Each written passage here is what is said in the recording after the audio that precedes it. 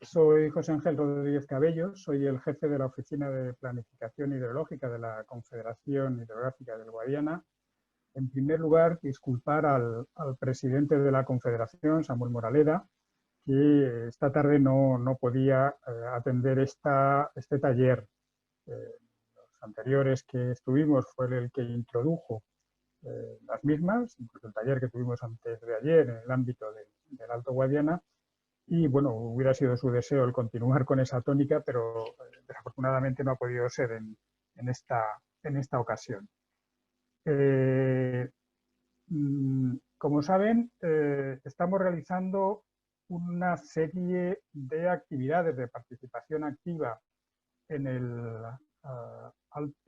Guadiana en relación a el documento que en estos momentos está en consulta pública del proceso de planificación, que es el esquema de temas importantes.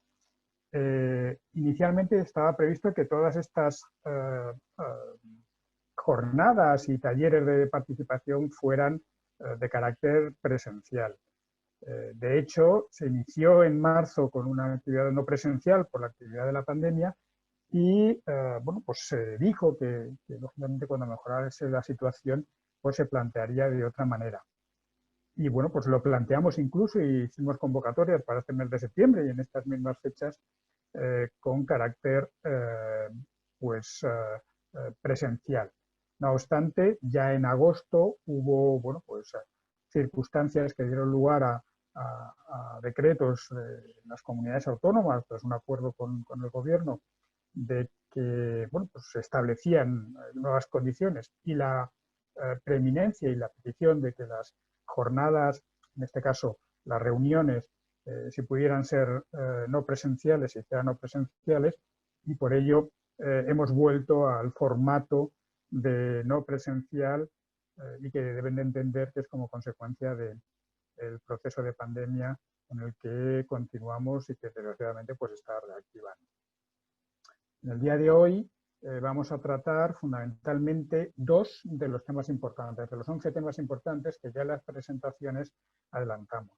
Es la medición y asignación de recursos y la gestión de aguas subterráneas.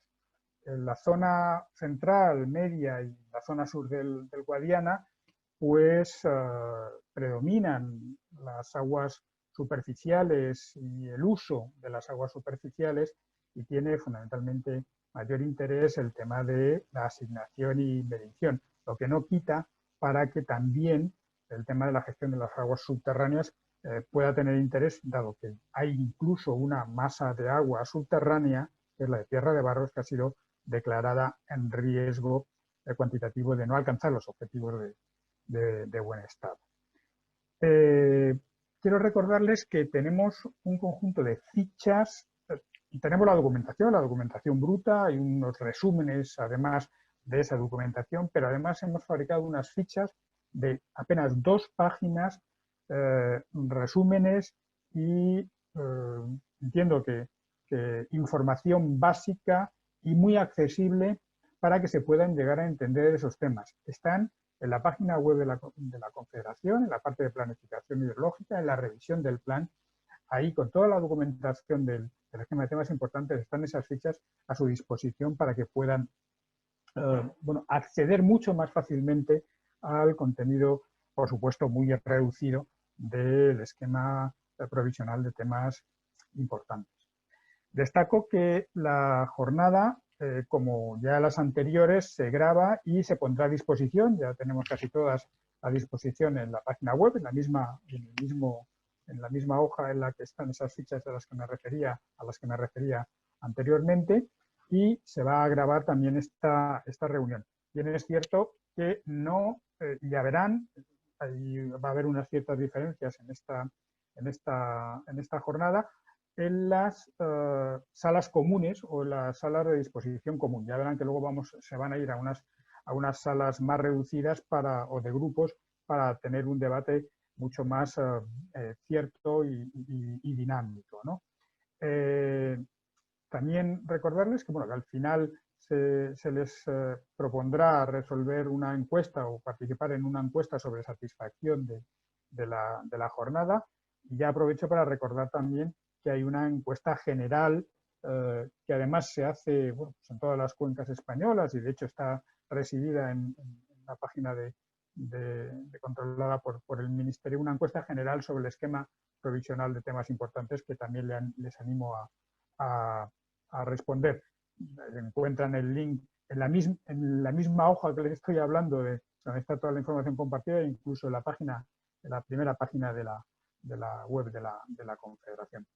Como les decía, la jornada de hoy no es una jornada de presentación con digamos, algunas preguntas que se podían a través de un sistema de mail, como hicimos las jornadas anteriores, sino que se plantea como una participación mucho más directa de todos los interesados.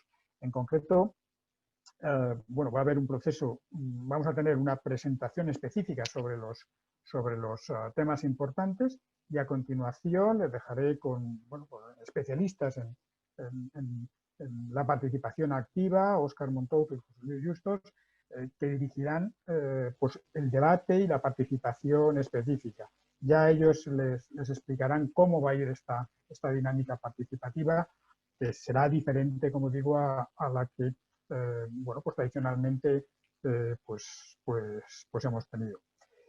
Y ya creo que no me dejo nada, sin más, vamos a pasar a la presentación. La presentación, que además también la tenemos grabada para ponerla a disposición, en una presentación ordinaria que ha realizado Francisco Javier Visas Trinidad, jefe de área de la Oficina de Planificación, y que, bueno, pues trata de incidir específicamente bueno, pues en las cuestiones generales en una primera parte, pero en los dos temas importantes que vamos a tratar en esta jornada.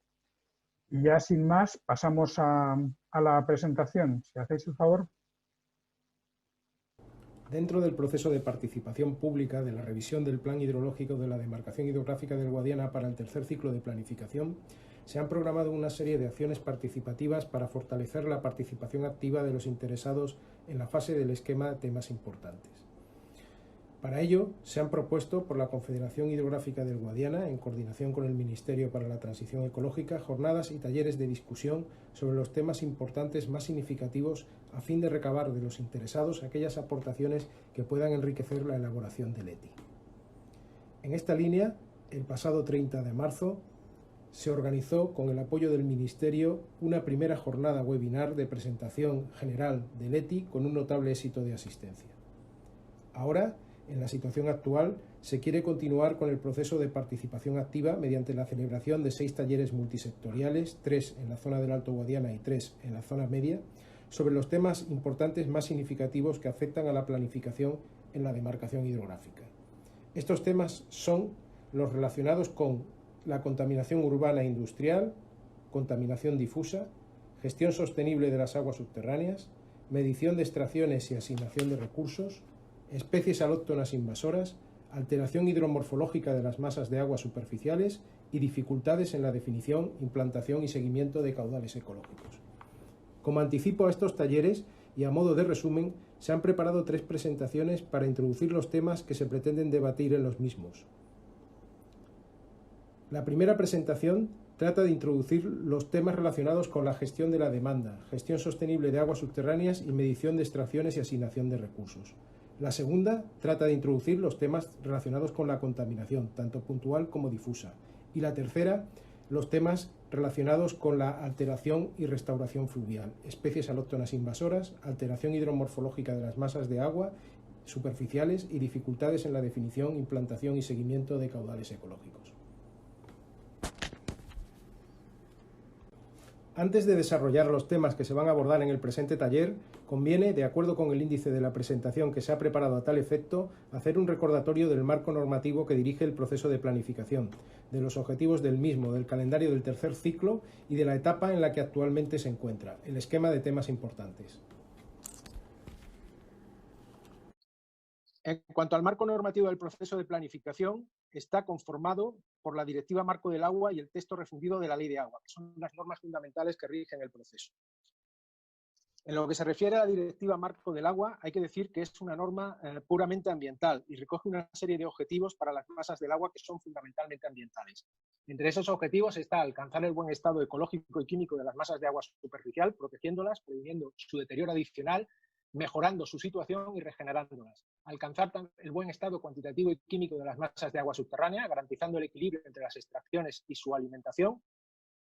Y reducir progresivamente la contaminación procedente de sustancias prioritarias y sustancias peligrosas prioritarias en superficiales y la introducción de contaminantes en subterráneas. Todos estos objetivos se debían alcanzar en el año 2015, aunque la directiva permite la aplicación de prórrogas de plazo hasta el 2027 siempre que estén debidamente justificadas. En cuanto a los objetivos que se marcan en la Ley de Aguas, hay que decir que la Ley de Aguas lo que trata es de compatibilizar los objetivos de la Directiva Marco del Agua con los objetivos tradicionales de atención a las demandas de nuestro país. Así, el artículo 40 de la Ley de Aguas establece los objetivos de la planificación hidrológica, que son conseguir el buen estado y la adecuada protección del dominio público hidráulico y de las aguas, y la atención a las demandas de agua y el equilibrio y armonización del desarrollo regional y sectorial, incluyendo el incremento del recurso, protegiendo su calidad, economizando su empleo y racionalizando sus usos en armonía con el medio ambiente y demás recursos naturales. No es otra cosa que incentivar el desarrollo sostenible. Para establecer los objetivos a alcanzar en las masas de agua superficiales es necesario primero su caracterización. Para ello, la Directiva Marco del Agua establece una clasificación de las mismas en categorías y tipologías. Las categorías corresponden a ríos, lagos, aguas de transición, aguas costeras, masas de agua artificial y masas de agua muy modificadas. Cada categoría se clasifica a su vez en distintas tipologías según los sistemas de clasificación A o B que se establecen en el anexo 2 de la directiva. Concretamente, en el Guadiana se han clasificado las distintas categorías de masas de agua en 7 tipologías. Ríos de las llanuras silíceas del Tajo y Guadiana, ríos manchegos, ríos silíceos del Piedemonte de Sierra Morena, ríos de baja montaña mediterránea silicia, ejes mediterráneo-continentales mineralizados, grandes ejes en ambiente mediterráneo y ríos costeros mediterráneos. Por otra parte, la evaluación y definición del estado de una masa de agua superficial se basa en la utilización de indicadores de estado ecológico y estado químico. Los indicadores de estado ecológico tratan de evaluar los elementos de calidad biológicos, físico-químicos e hidromorfológicos que influyen en el estado de la masa de agua. Entre los indicadores biológicos empleados para la evaluación están la composición y abundancia de macroinvertebrados bentónicos, la presencia de diatomeas y la composición, abundancia y estructura de la fauna piscícola. Entre los indicadores hidromorfológicos están los índices de alteración hidrológica, como es el caso del Wey o Iaris, el régimen de caudales ecológicos, indicadores de continuidad fluvial, como es el índice de compartimentación fluvial, de vegetación de ribera, como puede ser el QVR, y también indicadores de hábitat fluvial. Finalmente, entre los indicadores físico-químicos están las condiciones de oxigenación, conductividad, acidez o alcalinidad, la demanda bioquímica de oxígeno y la presencia de nutrientes como el nitrógeno y el fósforo. En cuanto a los indicadores empleados para la evaluación del estado químico, son principalmente indicadores correspondientes a la concentración de sustancias peligrosas o sustancias peligrosas prioritarias, que consisten en la aplicación de normas de calidad ambiental o concentraciones máximas que no se deben superar. Una vez que las masas están debidamente caracterizadas en categorías y tipologías, se establecen a fin de poder evaluar el estado para cada indicador los valores de referencia, que son aquellos relativos a la situación natural o sin alteración antrópica, además de los valores de corte como porcentajes del valor de referencia entre las distintas clases de estado que puede presentar la masa de agua, muy bueno, bueno, moderado, deficiente y malo, y que son función de los cambios leves, moderados o fuertes con respecto a su situación natural debido a las presiones antrópicas. Estos valores de corte se obtienen a través de un ejercicio de intercalibración a nivel europeo para armonizar la evaluación del estado de las masas de agua correspondientes a la misma tipología en diferentes países de la Unión.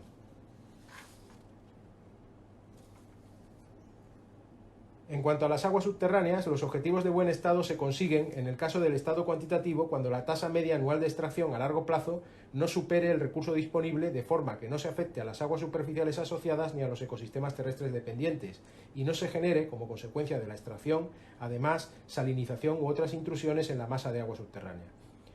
Al mismo tiempo, en el caso del estado químico, el buen estado se consigue cuando las mismas no presenten efecto de salinidad u otras intrusiones, no se rebasen las normas de calidad ambiental referentes a nitrato y sustancia activa de los plaguicidas y tampoco se superen los valores umbral para otros contaminantes. Y además, como en el caso del estado cuantitativo y como consecuencia de la transferencia de contaminantes, no se afecte a los objetivos de las masas de agua superficiales ni ecosistemas asociados. Un aspecto muy importante es el recurso disponible, que condiciona el buen estado cuantitativo y que se define como la diferencia entre los recursos renovables, es decir, la infiltración de la lluvia, el retorno de regadío, las pérdidas en el cauce y las transferencias de otra masa de agua subterránea, y los flujos medioambientales requeridos para cumplir con el régimen de caudales ecológicos y para prevenir los efectos negativos causados por la intrusión salina. Hay que dejar bien claro que las reservas o almacenamiento de las masas de agua subterránea no son recursos renovables. Por lo tanto, no pueden ser recursos disponibles según la Directiva Marco del Agua y la Ley de Aguas, y su uso implicaría minería de las aguas subterráneas, lo cual supondría el no poder alcanzar el buen estado cuantitativo.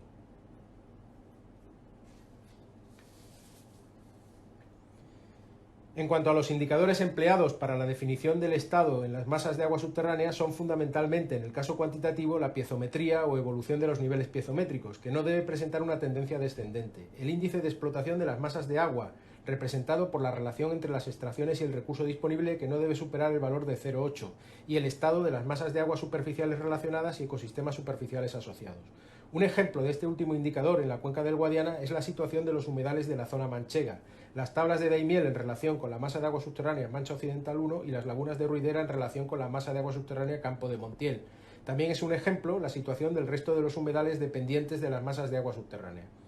La salinidad es también otro de los indicadores del estado cuantitativo, debido al efecto de intrusión que se puede producir en las masas de agua subterránea cuando desciende el nivel piezométrico. En el caso del Guadiana no se da esta situación y el test de salinidad es superado en todas las masas.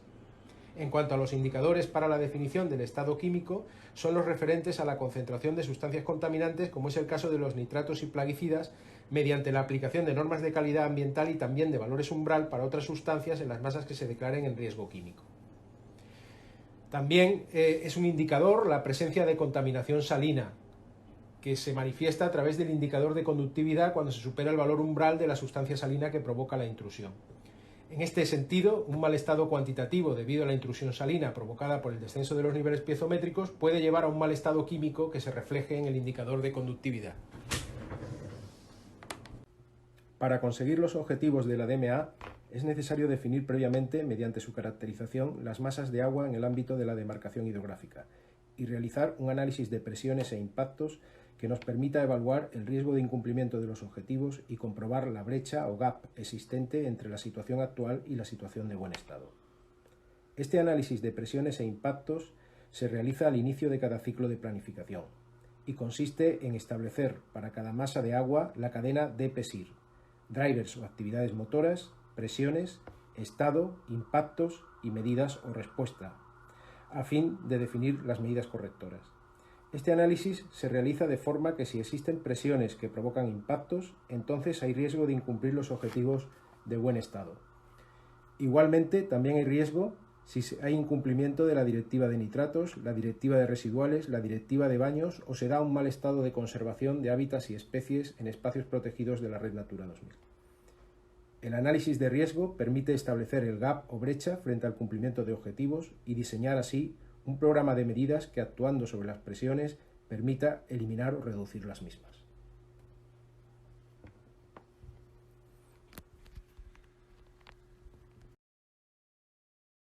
Para el tercer ciclo de planificación se ha tenido en cuenta, además del marco normativo general, los resultados de la evaluación realizada por la Comisión Europea de los planes del segundo ciclo de planificación, que será necesario implementar en el plan hidrológico del tercer ciclo. Entre las principales recomendaciones que hace la Comisión Europea para los planes del tercer ciclo en relación con los temas de gestión sostenible de las aguas subterráneas y medición de extracciones y asignación de recursos están la necesidad del control de las extracciones mediante la instalación de caudalímetros, el ajuste de las extracciones al recurso disponible a través de las medidas contenidas en los programas de actuación en lo que se refiere a las masas de agua subterránea en riesgo, a través del ajuste de concesiones al recurso disponible, a través también de la mejora del registro y catálogo para tener bien controlado cuáles son los volúmenes concedidos. Otra de las recomendaciones son la recuperación de costes de los servicios, tanto los costes ambientales y del recurso, y el uso del precio como medida disuasoria del consumo mediante la aplicación de un régimen progresivo en la tarificación. Otra recomendación es la adecuada justificación de exenciones al cumplimiento de objetivos, la mejora en el análisis de presiones, impacto, riesgo y medidas, la mejora de las redes de seguimiento de estado de las masas de agua, tanto del estado químico y ecológico, la mejora de la coordinación con Portugal y la redacción en la medida de lo posible de un plan conjunto con Portugal. Y finalmente, lo que hay que también señalar es que en este tercer ciclo de planificación, las prórrogas para alcanzar el buen estado acaban en el año 2027. Ya no hay posibilidad de establecer más prórrogas para el cumplimiento del buen estado, por lo que será necesario el cumplimiento estricto del programa de medidas en el año 2027. El proceso de planificación hidrológica o de revisión de los planes hidrológicos es un proceso complejo por la gran cantidad de información necesaria para la elaboración de los planes. Es además un proceso participativo. Así, la Directiva Marco del Agua obliga a que a lo largo de todo el proceso se haga efectiva la participación pública en la elaboración de los diferentes documentos. Hay que recordar que el proceso consta de 3 etapas. Una etapa inicial en la que se elaboran los documentos iniciales y cuyo contenido es el estudio general de la demarcación, que incluye la caracterización de la demarcación, el análisis de presiones e impactos sobre las masas de agua y el análisis económico de los usos del agua en la demarcación. El programa y calendario del proceso y las fórmulas o mecanismos que se van a emplear para la consulta pública. Y finalmente, los documentos iniciales también incluyen el proyecto que define la organización de la participación pública. En el ciclo actual, los documentos iniciales se expusieron al público en 2019, concretamente de octubre de 2018 a abril de 2019, durante un plazo de 6 meses. A continuación, y después de la etapa inicial, el proceso de planificación continúa con la segunda etapa, que es en la que se está actualmente y que consiste en la elaboración del esquema de temas importantes, que es el documento donde se identifican los problemas que afectan a la planificación en la cuenca del Guadiana y las alternativas o propuestas para su resolución. Este documento se alimenta, entre otra información, de la proveniente de los documentos iniciales. Ahora mismo, el ETI se encuentra en consulta pública por un plazo de 6 meses, que sufrió inicialmente una suspensión durante el estado de alarma por la pandemia de COVID-19, pero que se ha reanudado a partir del 1 de junio, finalizando el mismo el próximo 30 de octubre de 2020. Finalmente, la tercera etapa del proceso es la de elaboración, en este caso, del plan del tercer ciclo de planificación y de su programa de medidas a partir de la información del ETI y de las actualizaciones que se produzcan, y que se expondrá al público desde el 1 de marzo del año 2021, finalmente, y durante un periodo también de 6 meses. Como he comentado al hablar del proceso de planificación, actualmente el proceso está en su primera etapa, que es la elaboración del esquema de temas importantes. Conviene recordar aquí en qué consiste este documento y esta etapa del proceso de planificación. Se entiende por temas importantes en materia de agua a aquellos aspectos relacionados con el agua en el territorio de la demarcación que ponen en riesgo el cumplimiento de la planificación, que no es otro que el cumplimiento de los objetivos ambientales. El ETI tiene el objetivo de valorar de forma sencilla los principales problemas actuales y previsibles, resultado de los estudios anteriores en los que se realizó el análisis de presiones e impactos, los documentos iniciales, y que afrontan las demarcaciones hidrográficas en relación con el agua. Es, por tanto, un documento de diagnóstico de la situación de la cuenca. Está orientado a la concreción de estos problemas y a la discusión de las alternativas para abordarlo. Y tradicionalmente, los problemas o los temas importantes se han agrupado en 4 categorías, que son las que tienen que ver con problemas relacionados con el cumplimiento de objetivos ambientales, las que tienen que ver con problemas relacionados con la atención a las demandas, seguridad frente a fenómenos extremos, sequías e inundaciones, y las que tienen que ver con el conocimiento, la mejora del conocimiento y la gobernanza. El esquema de temas importantes tiene un contenido que viene establecido en el artículo 79 del Reglamento de la Planificación Hidrológica. En el documento elaborado para el tercer ciclo de planificación se han organizado los temas o problemas en fichas individuales con el siguiente contenido: descripción y valoración del problema, alternativas de actuación frente al mismo de acuerdo con el programa de medidas elaborado por las administraciones competentes, principales presiones e impactos que ocasionan el problema, sectores y actividades que las provocan, sectores y actividades afectados por los programas de medidas, derivados de cada una de las alternativas estudiadas para resolver los problemas, directrices a incluir en el plan derivadas del análisis de los distintos problemas, y finalmente hay un apartado también donde se indican los temas relacionados con el tema importante que se analiza en cada una de esas fichas, ya que muchos de esos temas están interrelacionados entre sí. Para el tercer ciclo de planificación, en la demarcación del Guadiana se han detectado, seleccionado 11 temas importantes o problemas relacionados con la planificación. En esta presentación voy a hablar de 2 de ellos como base para el taller. que son el de gestión sostenible en las aguas subterráneas y la medición de extracciones y asignación de recursos. En lo que se refiere a la gestión sostenible de aguas subterráneas, al problema de gestión sostenible de aguas subterráneas, como introducción diré que el uso de las aguas subterráneas puede dar lugar a una explotación no sostenible cuando la extracción del agua supera los recursos disponibles, dando lugar al descenso de los niveles piezométricos que llega o que puede llegar a afectar a ríos, humedales y ecosistemas asociados. La extracción que supera los recursos disponibles pone, por lo tanto, en riesgo la consecución de los objetivos ambientales. En la cuenca del Guadiana actualmente hay 20 masas de aguas subterráneas, siendo el caso de las masas de aguas subterráneas las más afectadas por la extracción de la cuenca, las de la parte alta del Guadiana. El exceso de extracción ha tenido como consecuencia una disminución de los niveles piezométricos que han afectado a los ríos y humedales del Alto Guadiana y a sitios emblemáticos como son las lagunas de Ruidera y el Parque Nacional de las Tablas de Meñique. Las masas de agua subterránea del Alto Guadiana forman un sistema hidrogeológico interconectado, de forma que las extracciones en las masas situadas en las partes más altas y periféricas afectan a las masas centrales y a los ecosistemas terrestres asociados. Como consecuencia de la afección por extracción, existen 11 masas de agua subterránea declaradas riesgo cuantitativo de no alcanzar los objetivos ambientales, 10 en la cuenca alta y una en la zona media. La afección a las aguas subterráneas afecta además a los ecosistemas asociados, afectando a 23 zonas húmedas y ecosistemas terrestres en toda la cuenca. La afección cuantitativa a las masas de agua subterránea viene determinada por el exceso de extracción debido a los usos, fundamentalmente el uso agrícola, como consecuencia de la larga y compleja evolución de la explotación de las aguas subterráneas en la zona alta de la cuenca, reforzada por la existencia de derechos privados de extracción de agua y por las diferentes políticas que históricamente fomentaron la puesta en riego de grandes superficies en dicha zona. Como consecuencia, se ha producido un significativo descenso de los niveles piezométricos en las masas de agua subterráneas, además de su desconexión con las masas de agua superficiales relacionadas y los ecosistemas dependientes, atenuado algunas veces en algunos periodos por precisamente periodos húmedos de intensa recuperación. Debido a esta situación, actualmente 11 de las 20 masas de aguas subterráneas tienen presión por extracción, es decir, que superan el recurso disponible, siendo los usos ligados a esta presión el regadío en un 87% del valor de las extracciones y el abastecimiento en un 11,5% del valor de las extracciones. Como consecuencia de esta presión existe un impacto por descenso de niveles piezométricos. Además, las 11 masas declaradas en riesgo tienen un índice de explotación, la relación entre derechos y recursos disponibles, superior a 1.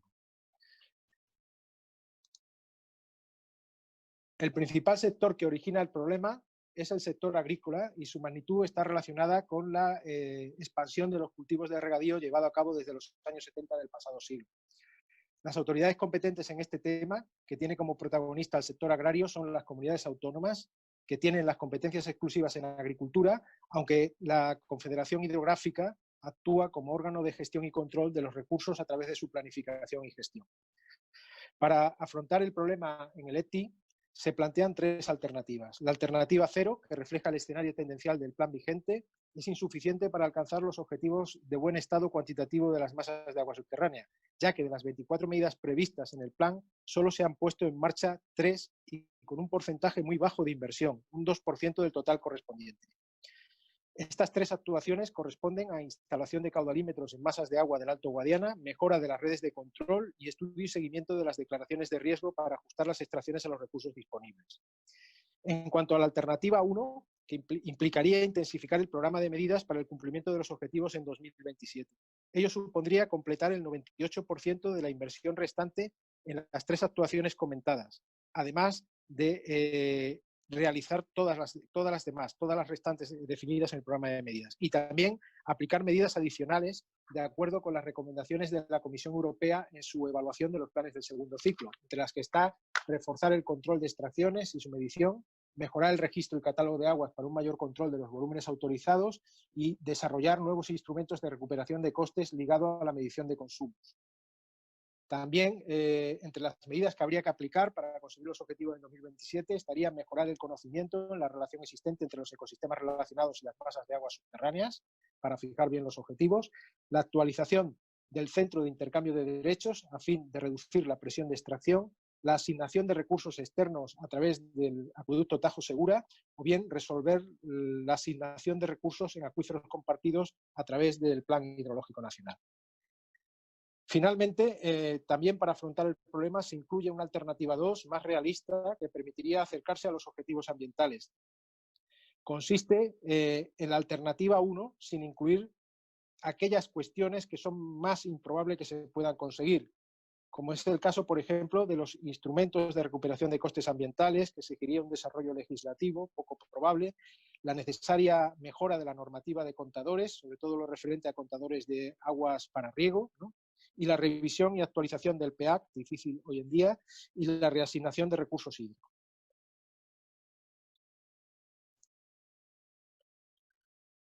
En cuanto al efecto socioeconómico y los sectores y actividades afectados por las soluciones, si se aplicara la alternativa 0, la no consecución de los objetivos ambientales afectaría a los sectores relacionados con el abastecimiento, debido a la merma de la calidad de las aguas y también a los ecosistemas dependientes de las aguas subterráneas.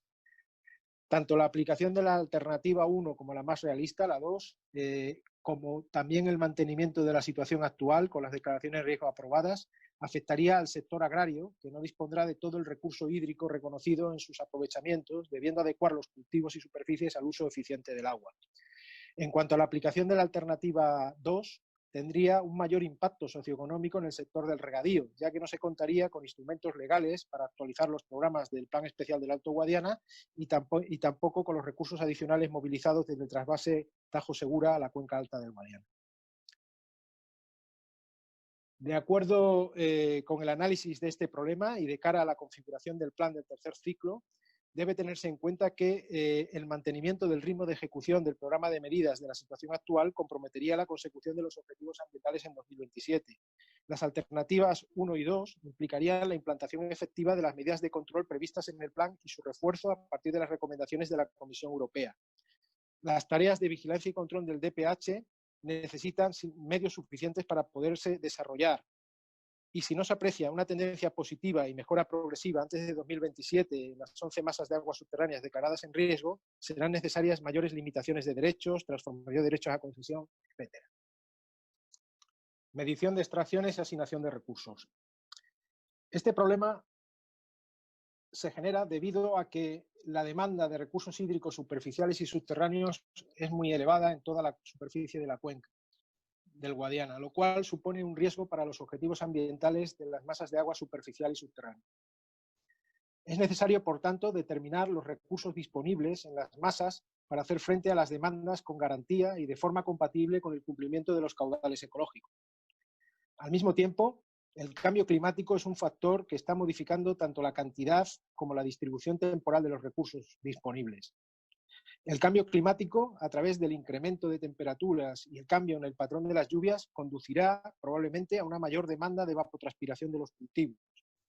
La concentración de las lluvias en determinados periodos puede producir sequías en otros periodos, afectando a las necesidades de los cultivos.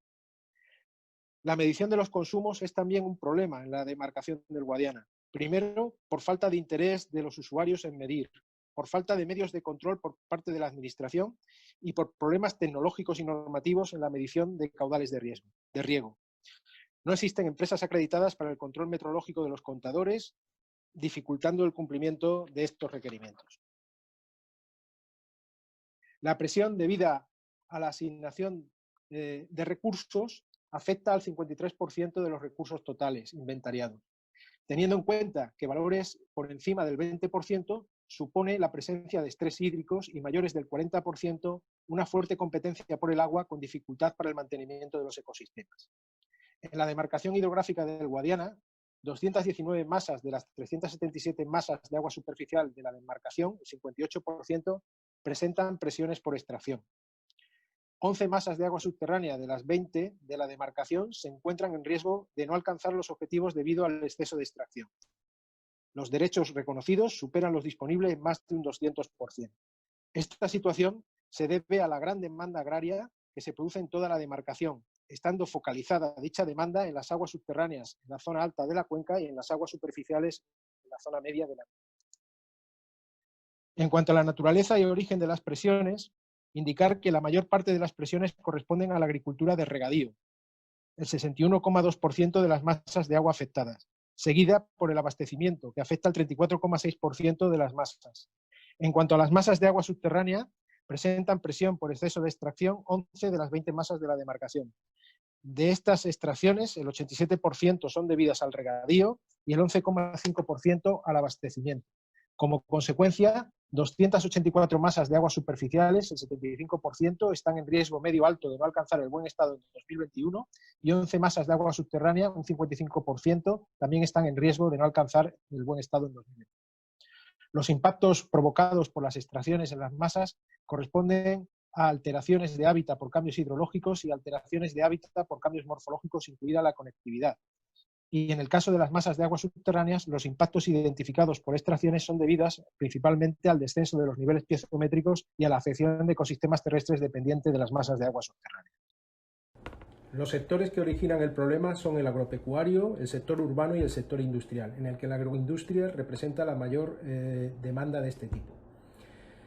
En el caso de este tema o problema se da una distribución de competencias entre autoridades competentes, por lo que deben estar coordinadas entre sí. Así, la autoridad competente en el control de extracciones y asignación de los recursos hídricos es el Ministerio para la Transición Ecológica a través de la Confederación Hidrográfica del Guadiana.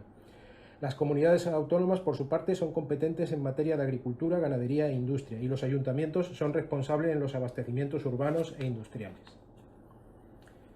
En cuanto a las alternativas que plantea el ETI para afrontar el problema, están la alternativa 0, correspondiente al escenario tendencial de las medidas del plan vigente.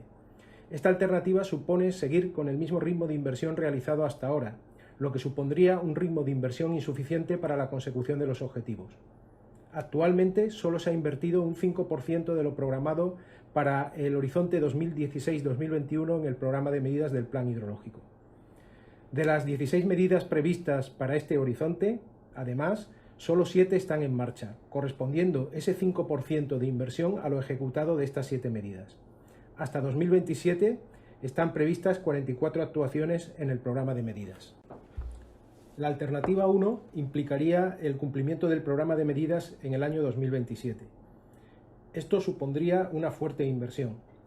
Además, habría que adoptar o aplicar las medidas recomendadas por la Comisión Europea, entre las que está potenciar el control de extracciones y generalizar el uso de contadores o caudalímetros, mejorar el registro y catálogo de aguas para tener bien identificados los volúmenes autorizados, el ajuste de las concesiones al recurso disponible, incentivar la recuperación de los costes ambientales, lo que implicaría desarrollar instrumentos legislativos que permitan recuperar esos costes, dotar de medios a la Comisaría de Aguas para una mejor vigilancia del dominio público hidráulico, implementar el régimen de caudales ecológicos en aquellas masas que lo necesiten y resolver el problema de la asignación de recursos en las masas de aguas subterráneas compartidas, masas en las que existe una continuidad hidrogeológica. También implicaría la aplicación de las medidas de atención a las demandas, de todas las medidas de atención a las demandas previstas en el plan. La alternativa 2, por su parte, reproduce las medidas de la alternativa 1 relacionadas con la consecución de los objetivos ambientales, pero limita las medidas orientadas a la atención de las demandas a aquellas actuaciones prioritarias de atención a los abastecimientos. El resto se mantendría para el horizonte 2028-2033 tal y como se ha considerado en el plan vigente, aunque esto puede sufrir modificaciones. Esta alternativa, la alternativa 2, pretende ser más realista que la alternativa 1, por lo que probablemente tampoco se consideraría en la misma afrontar el problema de la asignación de recursos en masas de agua subterránea compartidas, debido a que es una competencia del Plan Hidrológico Nacional y es previsible que no se cuente con un Plan Hidrológico Nacional aprobado antes de 2021.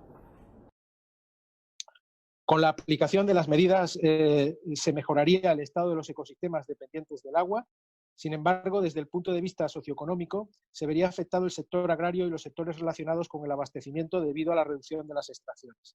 Entre las alternativas propuestas, habría que descartar la alternativa 0 por el bajo nivel de avance que supondría en la consecución de los objetivos. Y entre la alternativa 1 y 2, la segunda es más realista en cuanto a la ejecución de obras y en cuanto a que permitiría la mejora progresiva del estado cuantitativo de las masas de aguas superficiales y las masas de aguas subterráneas hasta alcanzar los objetivos ambientales.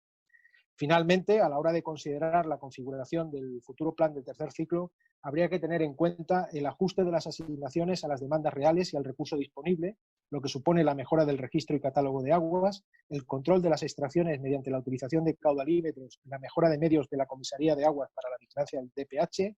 Habría que resolver las alteraciones hidromorfológicas mediante la aplicación de caudales ecológicos en aquellos tramos que faltan y garantizar a través del programa de medidas que se alcanzan los objetivos ambientales en 2027. Para ello, habría que considerar tanto la alternativa 1 como la alternativa 2 propuestas en el ETI, siendo la segunda más realista en relación con la situación presupuestaria prevista. Una de las cuestiones que, no obstante, hay que resaltar en el taller de discusión sobre este tema es la forma de contemplar las nuevas presas en el programa de medidas del plan del tercer ciclo. Entre los detalles a considerar, habrá que expresar la necesidad de tramitar su evaluación de impacto ambiental, incluyendo la aportación por los promotores e interesados de la justificación del artículo 4.7 de la Directiva Marco del Agua, y en su caso, cuando la actuación afecte a un espacio natural de la Red Natura 2000, el artículo 6 de la Directiva Hábitat. Por tanto, en el programa de medidas se debería reflejar, en coherencia con lo anterior, una medida del tipo redacción y tramitación del estudio de impacto ambiental y artículo 4.7 DMA y o artículo 6 Directiva Hábitat.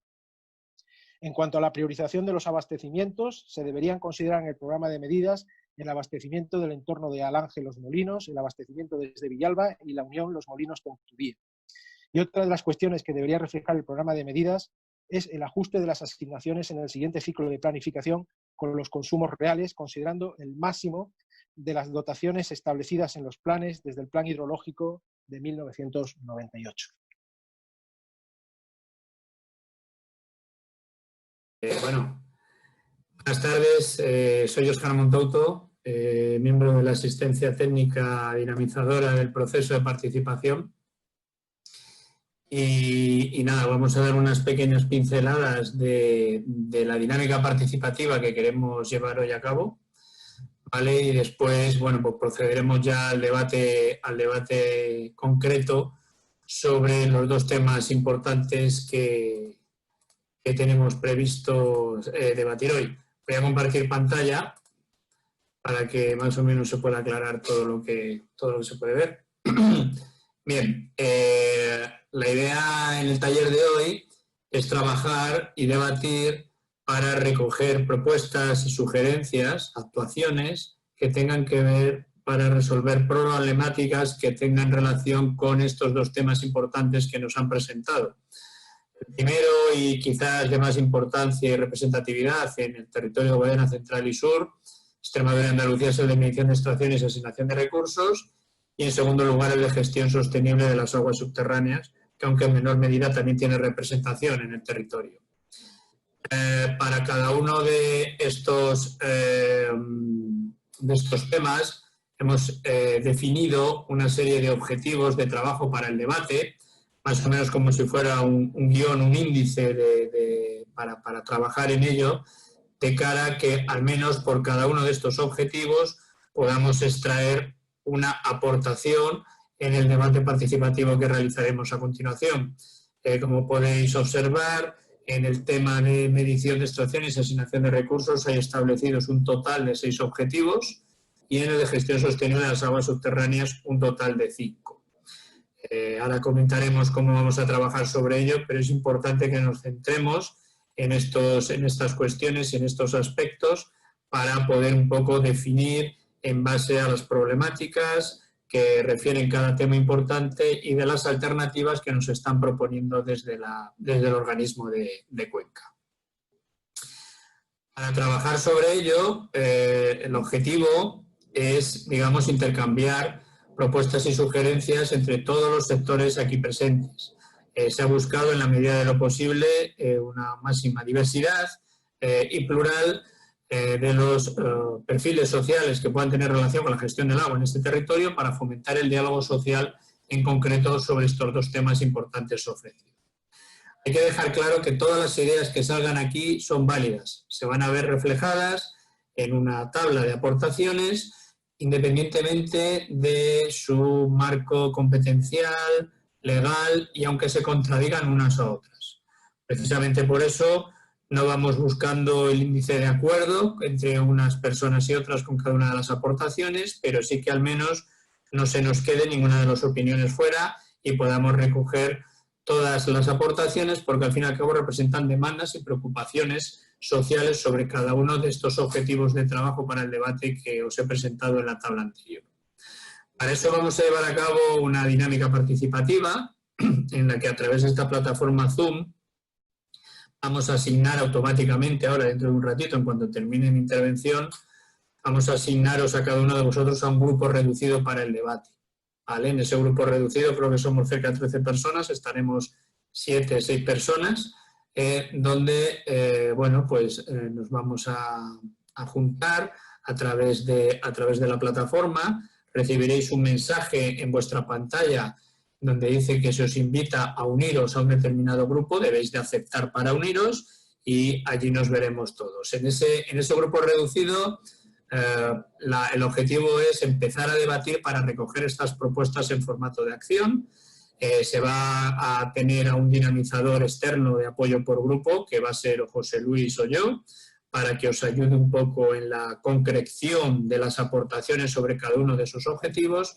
Y además, posteriormente designaremos a un portavoz que va a ser quien después, a toda esa recopilación de aportaciones, proceda a su exposición en una puesta en común a la que volveremos después, que se denomina sala principal, para que, bueno, pues todos los grupos puedan conocer de forma ordenada por temas y objetivos cada una de las aportaciones recogidas. También recordaros que a lo largo de la puesta en común, os avisaremos sobre ello, aparecerá en vuestro chat, que ahora después, si veis debajo de vuestra pantalla un globito, eso es el chat, y ahí podéis un poco, bueno, consultar, digamos, diferentes aportaciones que se lleven a cabo, pero sobre todo ahí aparecerá un enlace con un cuestionario de evaluación de satisfacción sobre esta sesión y sobre la forma de trabajar en este taller, que os rogamos que cumplimentéis antes de marcharos porque nos servirá un poco para mejorar en el futuro. Y por otro lado, recordaros, como decía José Ángel antes, que en la página web de la Confederación, esto lo podéis hacer después de haber terminado hoy la sesión, que podéis cumplimentar una encuesta sobre el grado de acuerdo de estos temas importantes y alternativas que nos han ido mostrando a lo largo de la presentación anterior. Por último, recordaros que independientemente de lo que salga hoy aquí, sigue abierto el plazo de consulta pública y participación hasta el 30 de octubre del 2020 y a través de este correo electrónico es el canal digital de participación donde siempre se pueden seguir aportando más propuestas e ideas sobre estos temas o sobre otros que vayan saliendo. Así que sin más, si quieres, Laura, nos mandas a los grupos a todos y vamos entrando ya en lo que es el debate.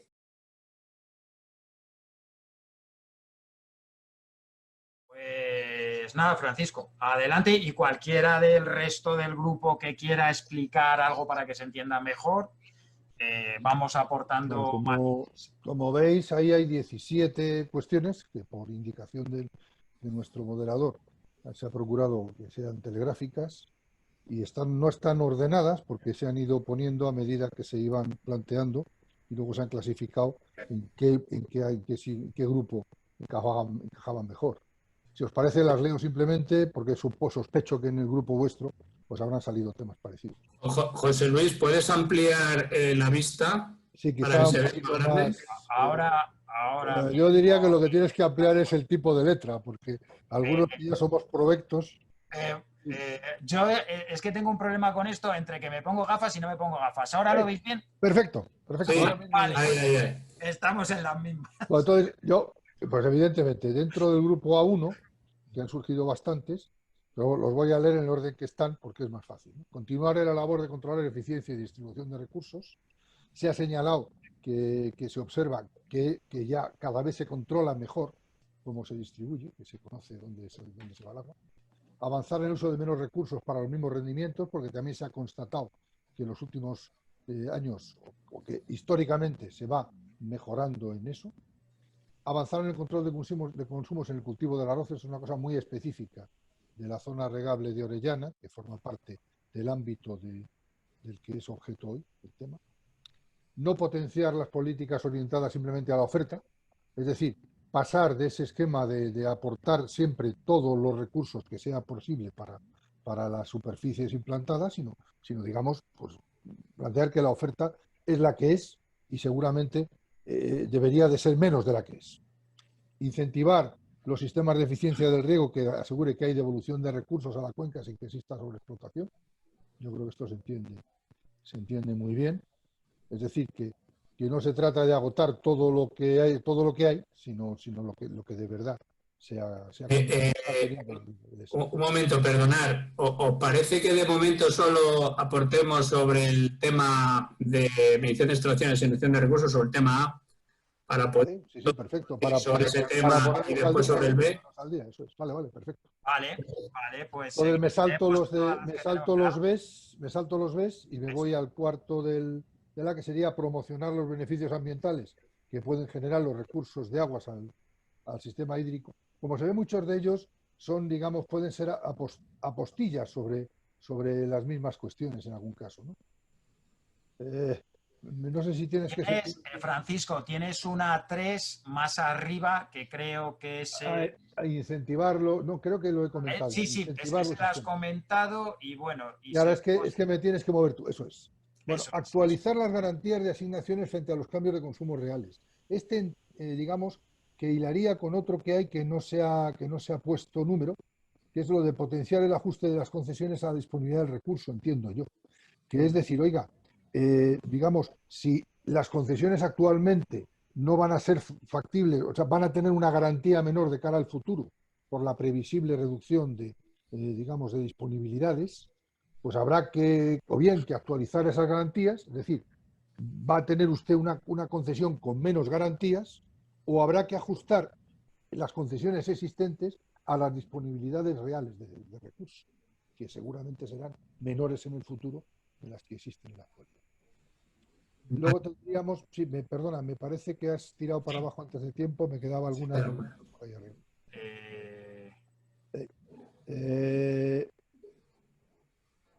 Actualizar, sí, es que yo creo que ahí probablemente hay 2 a 4 que son la misma, porque actualizar las asignaciones respecto a los consumos reales que se dan en la actualidad. Realmente actualizar asignaciones, actualizar garantías de asignaciones o actualizar asignaciones de consumos es básicamente lo mismo. Sí. Sí, entonces, con eso yo creo que más o menos la filosofía queda claro de lo que se pretende. Entiendo que esto previsiblemente alguien hará alguna labor de redacción y de mejora de la sintaxis. Y lo ruego, por favor. Vale, y luego tenemos aquí abajo las últimas... Luego tenemos lo de la potenciación de los cuerpos de guardería fluvial, porque es evidente que para todo esto hace falta, digamos, los medios necesarios para ello, y la colaboración entre administraciones públicas. O sea, no solamente el tema de la presencia en el campo, sino de los temas que tienen que ver. Yo entiendo que esto sería más bien las cuestiones legislativas y las cuestiones de convenios entre las distintas, lo que llamamos la gobernanza, ¿no? Pues el aclarar, desde luego, muchas de las cuestiones existentes. Ese es un poco, sería el resumen de lo que se ha visto en el apartado. Vale, pues si dejar de compartir y comparto yo. Ahora mismo. Vale, bueno. Creo que se me ve. Vale, sí. A ver, mi grupo, Ángel, Manuel, Rebeca, Ángela.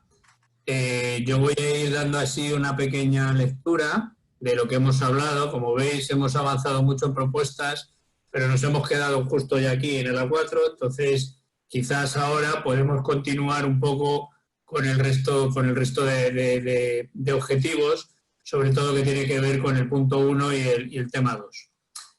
También es verdad que se han dado ahora algunas cosas que ya habéis comentado en el otro grupo, ¿vale? Había al principio un establecer un cálculo real de demandas para alcanzar estos objetivos. Siempre estamos en lo mismo, actualización de recursos, actualización de consumos, actualización de demandas, etcétera. Dice que se puede controlar las superficies de riego a través de drones, que eso es algo que nos facilita ya mucho. Es decir, siempre se va comentando la necesidad de una actualización tecnológica en los métodos de medición, aumentar la necesaria vigilancia incrementando el personal que hace falta en el control de las extracciones, mejorar la coordinación entre la administración y agentes agrarios y el organismo de cuenca, ¿vale?, que vela por el cumplimiento de los objetivos ambientales. Es decir, muchas veces no tenemos lo que, bueno, pues esa coordinación adecuada para ello, y una mayor coherencia en las políticas. Esto creo que lo dijo Ángel. ¿Puede ser, Ángel? Hola, Ángel. ¿Hablas por ahí, Ángel? Sí, estaba enchufando el micrófono, sí. Vale. Las dos últimas estaban vinculadas porque, más que una coordinación, luego aclaré que me refería, la coordinación parece algo metodológico, algo de funcionamiento de las instituciones, y quería ir más allá, no solamente coordinación, sino que a veces el cumplimiento de objetivos ambientales está enfrentado precisamente a las demandas. Las demandas y los objetivos medioambientales quizás se basan en fuerzas distintas y en una falta de coherencia en la legislación y en las políticas. Eso es lo que quería decir. Me estoy refiriendo a que se habla de objetivos medioambientales y que pasan en algún caso por el uso sostenible del recurso, cuando simultáneamente el uso para ciertos sectores como el agrario pues no es imparable y está no pensando en la sostenibilidad, sino en la productividad en muchos casos. Y en otros objetivos socioeconómicos muy defendibles, no los critico, pero que posiblemente chocan con los objetivos medioambientales de la Directiva Marco, en este caso. Es lo que quería decir. Entonces, estamos entrando en la coherencia entre, digamos, ambos pesos, entre la política de garantizar las demandas y la política de cumplimiento de los objetivos ambientales. Es decir, tiene que haber una coherencia entre ambas cosas, porque nos estamos obligando ya desde Europa con eso. Bien, sí. Vale, entonces podríamos girar esto aquí. Eso o ponerlo, la coherencia entre las políticas de garantía de demanda y las de control de mejoras ambientales. Sí, aquí lo estamos poniendo. Vale. Vale, lo estamos uniendo y quitando la de abajo, que estaba un poco ahí como dos diferentes. Vale. Chicos de mi grupo y chicas, si algo se os queda en el tintero que queráis apostillar sobre esto, sin problema. Y igual invitamos al otro grupo también, que participe en esto. La instalación de caudalímetros, bueno, volvemos a lo de siempre. Necesidad de más medios del organismo de cuenca para vigilar la instalación real y efectiva de esas herramientas, de esos caudalímetros por parte de los usuarios, porque están obligados a esa instalación, pero tenemos que vigilar que realmente los instalen, ¿vale? Eso por un lado. Por otro lado, es necesario trabajar más en concienciar y sensibilizar al usuario sobre la necesidad y la obligación de medir esas extracciones, sobre todo las subterráneas, que siguen estando en cuanto a medición por detrás de las superficiales. Aquí creo que eras Rebeca, aguas subterráneas, ¿esto cómo lo ves? ¿Lo de concienciar y sensibilizar? Sí, bueno, ya sé que es necesario y que es importante tenerles de nuestra mano, pero dentro de la realidad que nos encontramos, ¿tú esto cómo lo ves? Bueno, esto se pueden hacer campañas como las de tráfico. Yo esto no fui la que lo dije, yo creo, ¿eh? Ya, No. bueno. Vale, digo, Lo dije yo. Vale, o sea, eso ya, a mí el que quiera que conciencie, me parece bien. Es que lo malo es que yo soy más práctica, o sea, más esto es lo que hay que Ella hacer. sanciona, Pero bueno, yo conciencio. no, yo no sanciono. No sanciono, ¿eh? Ya. Pero lo que sí me gustaría sobre el tema de las coordinaciones entre las administraciones, además de las políticas, se puede hacer una coordinación también, bueno, muy importante, la que se ha dicho en el otro grupo, la que ha dicho Francisco Paco, sobre coordinar a los vigilantes, porque eso fortalecería a los medios personales. Y luego también hay una coordinación muy sencilla que se puede hacer a base de reuniones, porque, por ejemplo, el Servicio de Minas de la Junta autoriza la apertura de pozos en la zona sobreexplotada que hay en Extremadura, porque le da igual, porque dice que ellos tienen una ley que es de ellos, que es la de minas, que de acuerdo con la Constitución le corresponden a ellos las competencias y no importa para nada. Luego ya condiciona a que nosotros demos el recurso, pero el recurso no lo vamos a dar. Ahora, el agujero está hecho ya. Entonces, a base de una serie de reuniones a veces también sencillas, se puede conseguir algún resultado bueno. Otro caso, por ejemplo, es que con el servicio de regadíos pues hemos intentado pedirles unas dotaciones máximas y mínimas que al menos en Castilla-La Mancha sí que tienen, Y de hecho nos han hecho muchos informes desfavorables por dotaciones, vamos, no desfavorables porque no se han atrevido a decir esa palabra, por dotaciones deficitarias, pero no nos dan unas dotaciones mínimas que nos permitan saber desde el principio que se va a hacer un despilfarro o un abuso del derecho, ni máximas ni mínimas. Y entonces son a veces también coordinaciones que no hacen falta que se basen en políticas, vamos. Sí. Hay una palabra pedida respecto a lo que estamos comentando de Rafael. Si Rafael abre el micrófono para comentarnos. Sí, yo quiero ser muy breve. Es que me parece muy interesante la opción de concienciar y sensibilizar, no como una opción, sino para corresponsabilizar al usuario, que no sea simplemente un receptor del beneficio de extraer el agua para su producción privada. Que tiene que ser consciente de que ese uso genera una externalidad en términos económicos, un impacto negativo que todos tenemos que asumir. Entonces, la necesidad de medir es para que él sepa exactamente qué grado de impacto está ejerciendo. Entonces, yo creo que no es solo sensibilizar, sino hacerles partícipes de ese deterioro y de alguna manera también hacerles ver que si hacen menos deterioro, pues es mejor para todos los demás. Entonces, yo creo que eso es importante fomentarlo. No tenerle miedo al mundo real, todo lo contrario, sino hacer partícipe a la gente y que no sean simplemente receptores de lo que les viene impuesto por la Confederación o por otra autoridad. Vale. Concienciar y sensibilizar sobre la corresponsabilidad del usuario en la necesidad de medir las extracciones, sobre todo las subterráneas que están por detrás de los superficiales, y de los beneficios sociales y ambientales que se generan. Bueno, más o menos por aquí podría ir la cosa. Vale, avanzamos. Esto ya lo editaremos mejor para mandarlo a todo, ¿vale? Que aquí escribimos rápido y hay erratas y tal. Vale, parece ser que hay un manual recientemente publicado por la Confederación de Guadiana sobre el manual de instalación de contadores. ¿Vale? Está recientemente publicado en la web y, bueno, pues se concreta por aquí que es necesario difundir y comunicar al usuario, porque parece ser que se publicó justo antes de la pandemia, antes del estado de alarma, de que existe y que es perfectamente, bueno, una herramienta más de comunicación e informativa de un adecuado uso de estas herramientas.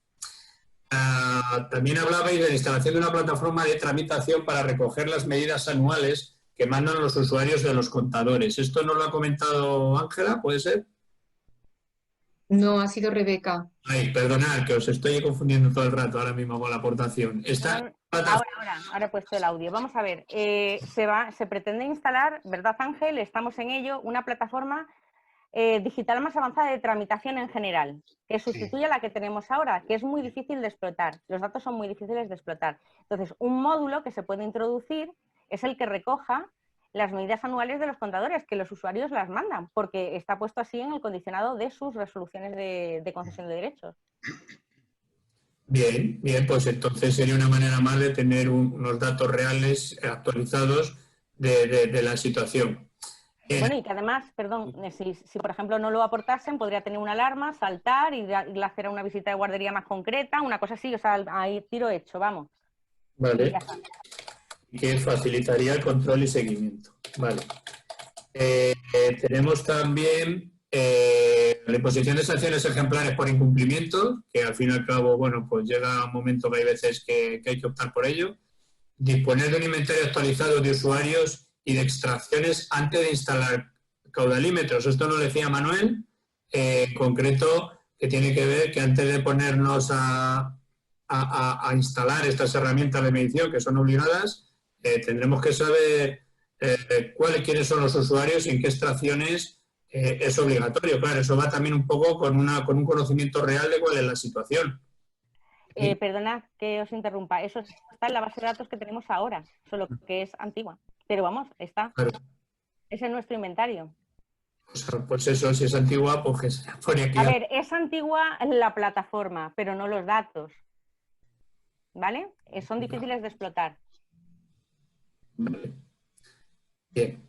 Y luego hablaba Manuel también de una... Sí, ¿hay alguien por ahí que quiere hablar? No. Bueno, perdona, respecto al inventario, esa figura existe en un elemento, en un instrumento muy asentado en la legislación, que es el registro de aguas. El registro y el catálogo. El registro contiene una serie de tipos de derechos al uso privativo de las aguas.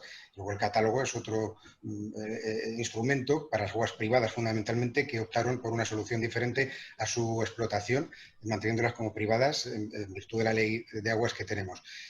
¿Qué ocurre? ¿Cuál es el problema? Que cuando se tienen muy pocos medios, desde el año 85, cuando se demanializaron las aguas subterráneas con la nueva ley de aguas, se cargó sobre la administración una tarea ingente sobre muy poco personal. Y eso siempre ha sido un atraso en todas las confederaciones y en algunas más, cuando se habla de centenares de miles de titularidades y de aprovechamientos y de captaciones. Entonces, el problema es que los datos,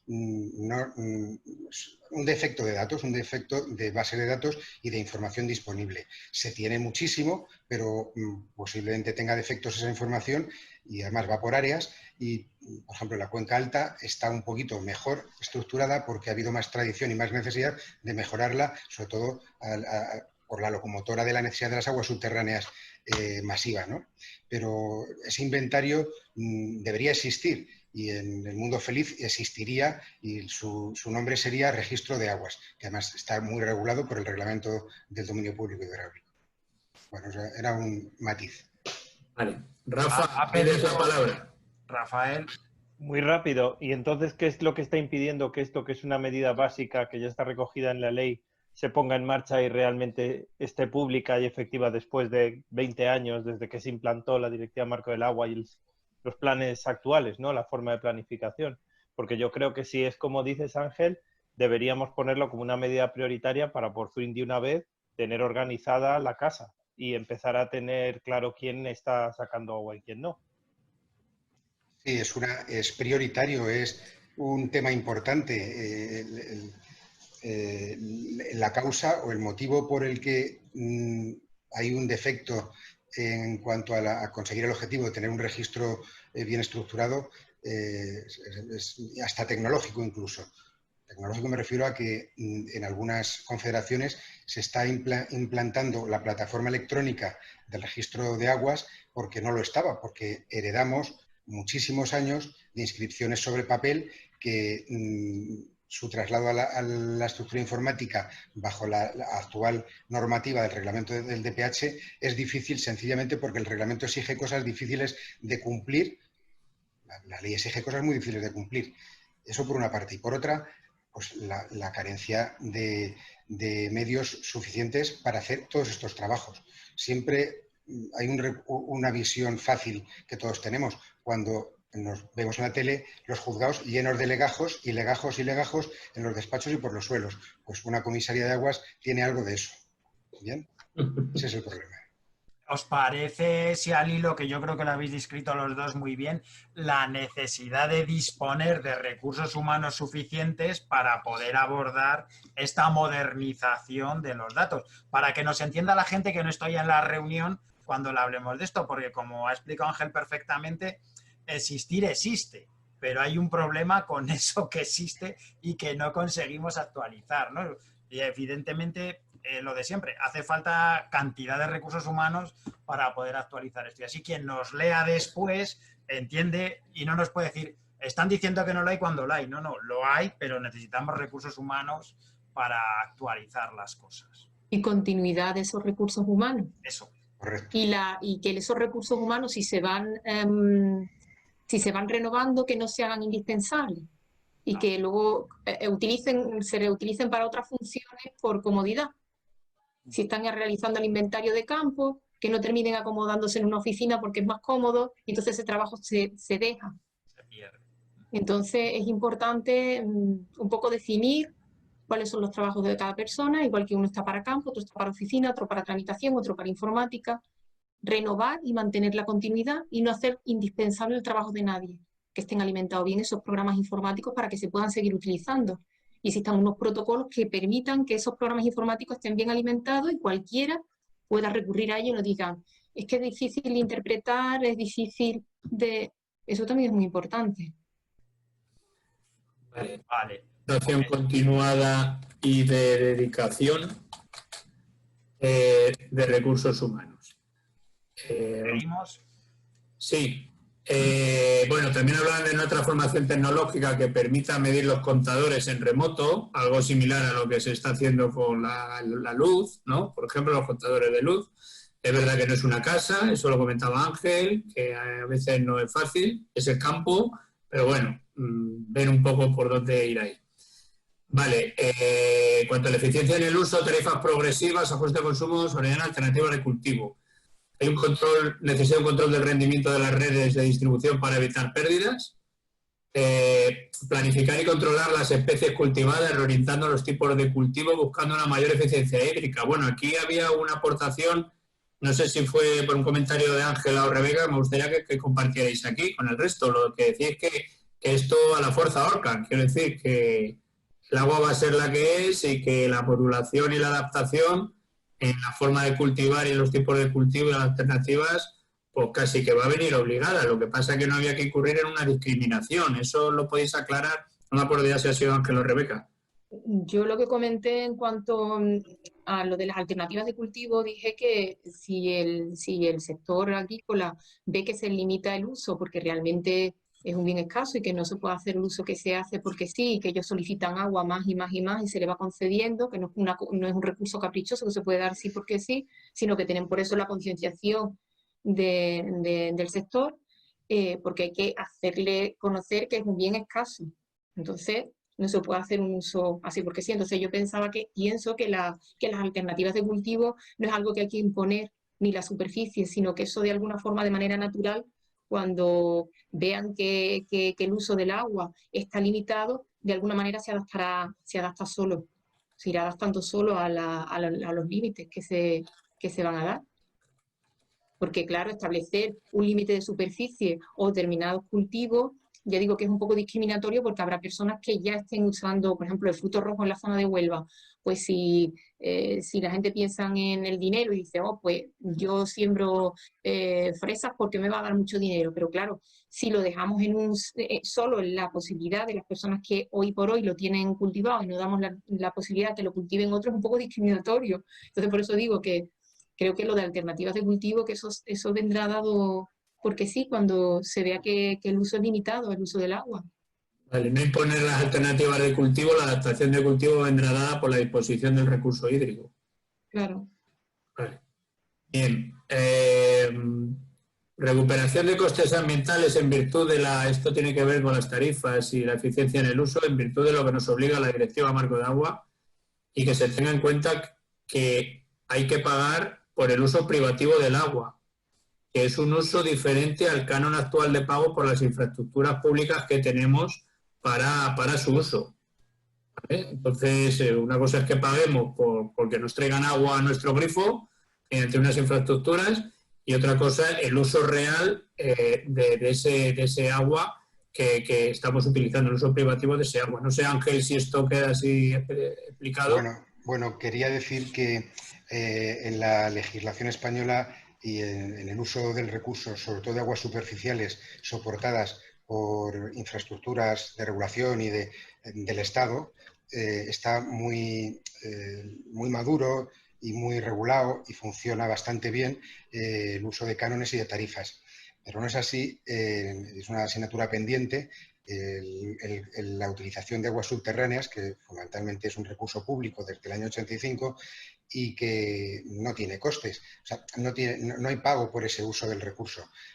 Se utiliza el régimen concesional fundamentalmente y en una buena parte también se mantiene el régimen de aguas privadas y no se utiliza, no se paga por ello. Es una asignatura pendiente que encuentra su vía de solución por la vía por la necesidad o por el mandato de recuperación de costes ambientales de la normativa actual, sobre todo que lleva la Directiva Marco de Aguas. Y lo vinculo mucho, lo que trataba era de vincularlo a la eficiencia en el uso, que creo que tiene mucho que ver con el coste que al usuario le suponga no solamente un coste económico, sino la valoración de ese recurso que está utilizando en términos monetarios, porque si no se pierde. Y tiene esto que ver nuevamente con lo que hablamos antes de los caudalímetros y de la instalación de caudalímetros. Sí. Esa educación ambiental pendiente, aparte de por corresponsabilizar, como decía el compañero Rafael, aparte de por eso, es porque se está aún en muchas zonas en un mundo donde no se ve el valor del recurso porque no se paga por él, ni se ve, ni se valora, desde el punto de vista monetario, ni se siente como un bien público del que es un usuario porque el Estado le ha concedido ese uso. Ahí falta dar valor al recurso y eso pasa por asignarle un precio y está en el ideario de la política, pero no está maduro y tardará en estar probablemente. Vale, dar más valor al recurso con la recuperación de costes ambientales como propone la DMA y pagando por el uso privativo del agua subterránea en concreto, que es donde dice que está eso por madurar, distinto al canon actual de pago por infraestructuras públicas para su uso que se está haciendo. Vale, internalización en la tarifa de los costes ambientales del uso agrícola del agua, contaminación, etcétera, que eso es otra de las cosas que también se estaba hablando. Conocimiento real de las necesidades de uso para poder ser eficientes. Volvemos a lo de antes, o sea, ¿realmente es necesario tanta agua como se consume? Pues eso habrá que planteárselo de alguna manera. Tiene que ver con el precio también. Claro. Cuando el usuario no le cuesta el recurso, puede sobreutilizarlo. Claro. Entonces, la demanda está muy vinculada con el coste del recurso y, por tanto, con la eficiencia. La demanda está relacionada con el coste del recurso. Legalizar, aquí entramos en lo último que nos hemos quedado, aquí nos hemos enfrascado, legalizar todas las extracciones para conocer realmente las necesidades reales de uso para poder ser eficientes. Y imponer sanciones en las extracciones ilegales para esa eficiencia de uso. Rebeca, dime. Tía. Sí, es que esto es como decirle a todos los conductores que no superen 120 km por hora en autovía y 90 en carretera convencional, que es muy bonito, que se puede dejar. Pero que a la gente le sale más barato abrir un pozo o un sondeo ilegal que todo lo que tiene que hacer para legalizarlo. Y que la sanción no le importa nada. Y que no hay manera, que como no se controla, porque no pagan por el agua, que no sé qué, que queda muy bonita la frase, pero que es lo que digo, vamos, que nadie supere los 120 km por hora en autovía para que no haya accidentes o para reducir los accidentes. Pues muy bien. Pues pones un radar. Bueno, claro, pero ahora nos quitan puntos por el carné. Antes solo pues eso, al otro le clausuras el pozo, en su caso, si es necesario, por ejemplo, en tierra de barro. Entonces, a ver, que yo puse, vamos, que dije eso, pero que no sé, que es muy utópico, digo. Que es muy bonito, sí. Bien, ¿me oís? Yo pienso que el afán recaudatorio de la Administración no es tal, y menos en esta. Pero la imposición de sanciones es un camino que también ayuda mucho a concienciar y a la educación ambiental. Parece una mala forma de educar con el palo, pero es bastante útil. ¿Qué ocurre? Que también se está limitados para la vigilancia. Todo el problema que venimos destacando de la falta de vigilancia lleva a que la imposición de sanciones también esté limitada por los recursos disponibles para llevarlas a cabo, en todos los niveles, desde servicios de vigilancia, de guardería y agentes medioambientales hasta de instructores en derecho que tengamos en la comisaría. Pero desde el punto de vista de instar al buen uso, pues la imposición, el régimen sancionador, la potestad sancionadora de la Administración es para lo que sirve, para instar al buen uso o al cumplimiento de la ley. Sí, totalmente de acuerdo. Sí, que no es afán recaudatorio, es que no abráis más pozos, narices, y que los declaréis. Que Ángela, que es la que ha dicho lo de la concienciación y lo de sancionar, que está totalmente de acuerdo con la sanción. Sí. Pero que no es afán recaudatorio en este caso. Que lo sé. Si os parece, en este punto 20, cuando se habla de imposición de sanciones en extracciones ilegales, al hilo de lo que habéis comentado, Ángel, Rebeca creo que también has comentado, deberíamos de añadir ahí y potenciar el efecto educativo y modificador de la conducta ligada muy bien, a las actividades que se generan Porque Para lo acaba de conseguir el decir punto Ángel, 19. la idea no es que vamos a recopilar dinero, sino como hace la DGT que acabáis de decir, Sí. te hago esto porque es que te pueden matar. Intento O a educarte otro. para que no te mates. O para que no nos quedemos todos sin recursos. Sí. O sea, el 20 es para conseguir el 19, esencialmente. Mi opinión que el punto 20 está bien, tal cual, imposición de sanciones en estaciones ilegales, porque si ya es ilegal, lleva implícito que una sanción, estás cometiendo una ilegalidad. Bueno, pero se puede aclarar que ayuda mucho a concienciar. Claro. Vale. Como efecto... Rafa, si quieres... Educativo. Incentivador para el cumplimiento de la... Eso, sí. Sí, a mí, vamos, es que estoy totalmente de acuerdo con vosotros, tanto en la parte de que parece mentira que tengamos que decir que es utópico sancionar a alguien que infringe la ley, como en la parte de que realmente si eso ocurriera tendría un efecto sobre los demás. Pero es que para mí siempre me ha llamado mucho la atención que el primer perjudicado por el uso ilegal del agua no soy yo, que estoy a miles de kilómetros, es el del pozo de al lado. Sí, claro. Entonces, es que yo creo que deberíamos de alguna manera, en esta idea de ser corresponsables todos de esta gestión del agua, deberíamos ser conscientes de que el que tiene que denunciar al que lo está haciendo mal es el que está al lado suyo. No tiene que ser la labor recaudatoria de la administración o de vigilancia. Es que si todos fuéramos un poquito más cívicos, no tendríamos tantos problemas. Y ahí es donde entra la parte que decía Ángel, de educación y de concienciación y de hacer corresponsables. Perdona, Rafael, la gente cuando ve que le están afectando su pozo y tiene un derecho legalizado, nos remite una reclamación por distancias y entonces mandamos a guardería, pero para poder denunciarles, o si no para la Guardia Civil, pero que eso sí lo hacen, mucha gente lo hace. Otra cosa es que sin afectar a nadie, uno diga, yo voy a abrir el pozo porque quiero. O sea, ya está. Sí, pero que luego, aparte de los casos particulares, que estoy seguro que los hay y me alegra que los haya, también hay muchas zonas en las que se da por hecho que la ilegalidad pues es una realidad y se puede convivir con ella. Y eso es donde está el problema. En el que salga gratis, que alguien sea ilegal esté afectando a los demás y a la potencialidad de utilizar ese recurso. Entonces, a mí me parece que eso también, desde la parte más de la administración, tiene que haber una labor de educar en ese sentido, en decir, el problema no es para la Confederación, el problema es para ti, que eres su vecino.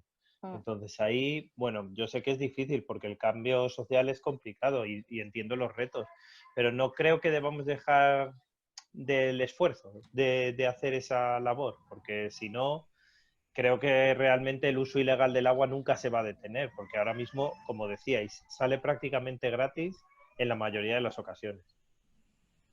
Vale. Vamos a continuar aquí vuestro grupo, de todas maneras, el grupo vuestro de José Luis, que también esto está abierto a que sigan surgiendo ideas. Nosotros nos habíamos quedado por aquí, que no habíamos llegado a si podemos ajustar las asignaciones y las concesiones a los consumos reales, cuando estos consumos sean menores que las asignaciones, como parece ser que ocurre en Zújar, Montijo y Lobón, poder liberar recursos para atender otras necesidades, como caudales ecológicos o otros usos.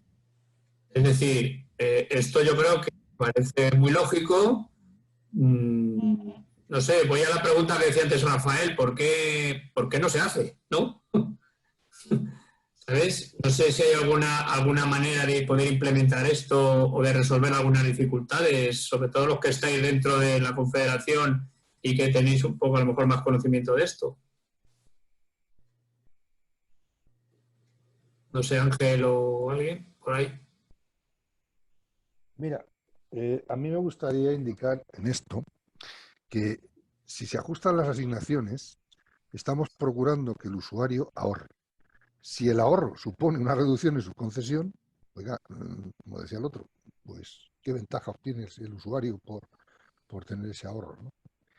Yo creo que esto hay que negociarlo, porque en definitiva un concesionario, mientras cumpla con los términos de su concesión, pues es un señor que está cumpliendo. Si encima resulta que consume menos, lo que yo entiendo que se le retire parte de la concesión que tiene, pues, a ver, quiero decir que eso es como si tú no te gastas tu sueldo y ahorras y resulta que viene un señor y te se lo lleva. Oiga, pues la próxima vez va a ahorrar Rita la cantadora, claro. O sea, entonces, eso hay que ser muy, muy cuidadoso. Evidentemente, todos sabemos que ese ahorro viene bien a los efectos del futuro. Vamos a un futuro con menos disponibilidad, vamos a un futuro con mayores, digamos, requerimientos ambientales, pero esto, claro, planteado de esta manera, pues claro, ¿quién va a querer esto? O sea, esto yo creo que hay que darle una vuelta. Y de alguna manera, como decía el otro, a lo mejor hay que llegar a una negociación. Dice, por la mitad para ti y la mitad para mí, las que salen por las que entran, ¿no? Algo de ese estilo. Pero luego el planteamiento ese, ojo. A veces se utilizan medidas compensatorias de todo eso, no sé, por ver. Sí, no, sí, pero que al final estamos hablando de vamos a implementar más costes ambientales, que esos van a ir, evidentemente, van a ser pagados por el usuario. Le estamos forzando, ha habido muchísimas comunidades de regantes que se han transformado a riegos a presión, es decir, riegos energéticamente más demandantes que suponen un incremento de coste. Se reducen consumos mediante el uso de técnicas de goteo y todo esto. Y al final, ¿qué ventaja obtiene el usuario si como consecuencia de eso se le expropian parte de los derechos consolidados que tenía? Claro, oiga, a ver, es evidente que alguna ventaja habrá que darle, porque si no, no va a querer. Eso es evidente. No sé, yo no sé esto cómo se puede, digamos, cocer legalmente hablando, ¿no? A lo mejor resulta que si se atienden otras necesidades, esto suponga una compensación para él. Es decir, si esa renuncia, aparte de su concesión para una mejora ecológica, pues a lo mejor lo que hay que hacer es considerar eso como parte del pago del impuesto ambiental o del coste ambiental. O a lo mejor, si eso permite meter a un usuario adicional, pues que de alguna forma ese usuario adicional compense de alguna manera, incluso económicamente. Nosotros llegamos, en un momento tratamos de poner, eso se llama mercado del agua. Y ha habido momentos en los que ha estado implementado. Y ese mercado del agua puede hacerse con un intermediario, que es la propia administración, o directamente entre ellos, ¿no? Claro, hay que ser muy cuidadoso con eso. O sea, al final, yo creo que las experiencias que ha habido no han sido buenas, pero eso no quiere decir que no haya que hacerlo. Vale. Podríamos meter ahí una más que fuese la 22, que fuese valorar la oportunidad de generar un mercado del agua, si os parece oportuno. Yo, a ver, lo que pasa es que la palabra mercado del agua claro, se queda fatal. Yo más que un mercado del agua sería un sistema de compensación, porque en definitiva un mercado no es nada más que un sistema de compensación. Sí, pero si quieres, huimos de la palabra mercado en este contexto. Hay una valorar la posibilidad de generar un sistema de compensación digamos, a la esta, o bien lo de negociar. O sea, y a mí me parece bien, pero valorar un sistema de compensación si se realiza esta detracción de concesiones. Porque en definitiva es tocar derechos existentes. Yo a mí, si se puede, me gustaría hacer una precisión sobre eso que indica Francisco, porque yo veo una diferencia esencial con la comparación que estábamos haciendo de compensar, no con el dinero privado de cada uno en contexto de ahorro. El caso es que el agua no es un dinero ni es un bien privado, en ninguno de los casos, es un bien público, con lo cual una concesión siempre es un préstamo a largo plazo, a un plazo dado, de un coste de oportunidad que asumimos toda la sociedad prestando a una o a varios usuarios que lo utilizan para algo y en este caso para un beneficio privado, que luego puede tener otros servicios sociales. No vamos a entrar en esa discusión, pero el hecho es que esa es una realidad que no se puede asumir como que haya que compensar por eso. Yo entiendo que en el caso de que se produzcan ahorros, se pueda buscar la fórmula de compensar esa pérdida de lucro dentro del derecho.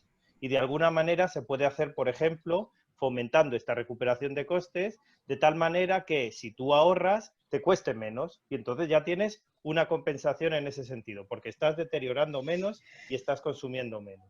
Pero en ningún caso creo que sea necesario que la financiación pública de alguna manera o incluso los usuarios terceros tengan que compensar a alguien porque tenga un derecho adquirido. Porque ese derecho adquirido, no los olvidemos que es de un uso y un bien público, no es un bien privado que se intercambia. Y de ahí esa precisión que también hacía Francisco, ¿no? El tema de los mercados podría ser se podría hacer un intercambio de derechos efectivos si hubiera un control real de esas extracciones, si hubiera una regulación por parte de la autoridad que permitiese unas condiciones de equidad, porque si no lo que estaríamos haciendo es financiar con bienes públicos beneficios privados o pérdidas de beneficios privados. Y eso, a mi entender, no es el espíritu ni de la recuperación de costes ni del intercambio de derechos, que en el fondo es una reasignación hacia un uso óptimo de estos recursos. Claro, yo por eso me he cuidado muy mucho de eso. Ya, yo creo que lo único es poner de manifiesto que ese ajuste de esas concesiones está afectando a derechos y puede ir en el sentido contrario al que se pretende, porque si lo que se pretende es generar un ahorro que permita la mejora ecológica o ambiental, claro, eso no puede ir a costa solo del que cede esa cuestión, ¿eh? Vale. Si me permitís, el régimen concesional vela por un uso eficiente del recurso público y finito. Y en esa línea va este ajuste de las asignaciones. Yo creo que está bien explicado por Paco y por Rafael en qué términos. Los términos son que cuando alguien utiliza o es titular de un derecho que sobredimensionado, pues que no ocurra, porque la parte que no se utiliza la puede utilizar alguien. Otra cosa es que existen las fórmulas para modificar las condiciones, las características de las concesiones. Es decir, si alguien ahorra porque mejora su tecnología, pues más eficiente en el uso del recurso, hay dos opciones: que le sobre recurso y poder pasar a este ajuste de asignaciones, o bien puede optarse por una modificación de características de manera que pueda ampliar superficie, ampliar sus explotaciones, etcétera. Entonces, yo creo que la ley, sobre todo en el ámbito concesional, que es el puro de aguas públicas, es muy garantista de un buen uso del recurso y, por supuesto, y también del usuario del recurso, porque cuesta infinito los trámites y los procedimientos para caducar un recurso, es decir, que está muy garantizado tanto los derechos del usuario, que no es propietario, efectivamente, es un usuario de un derecho, de un bien público, y por otra parte vela también porque la utilización se utilice eficientemente. Vale, vamos a avanzar. Sí, bueno. Había por ahí, Manuel, venga, una intervención más. Sí, nada, es muy breve. Un poco pensando en el mediano plazo, ¿no? Estamos hablando de que en 6 años el tiempo límite para cumplir con los objetivos ambientales, ¿no? Y estamos hablando, bueno, de ajustes, de externalidades, que al final tienen una repercusión en su mayor parte económica, ¿no? Claro, uno se pone a pensar, y si llega el 2027 y resulta que no hemos cumplido, y hace un paralelismo con los temas de depuración que al final han condenado al Reino de España por incumplimiento, y un problema que puede ser de un sector, al final lo termina externalizando y pagando toda la sociedad. Yo creo que no nos queda mucho tiempo, o sea,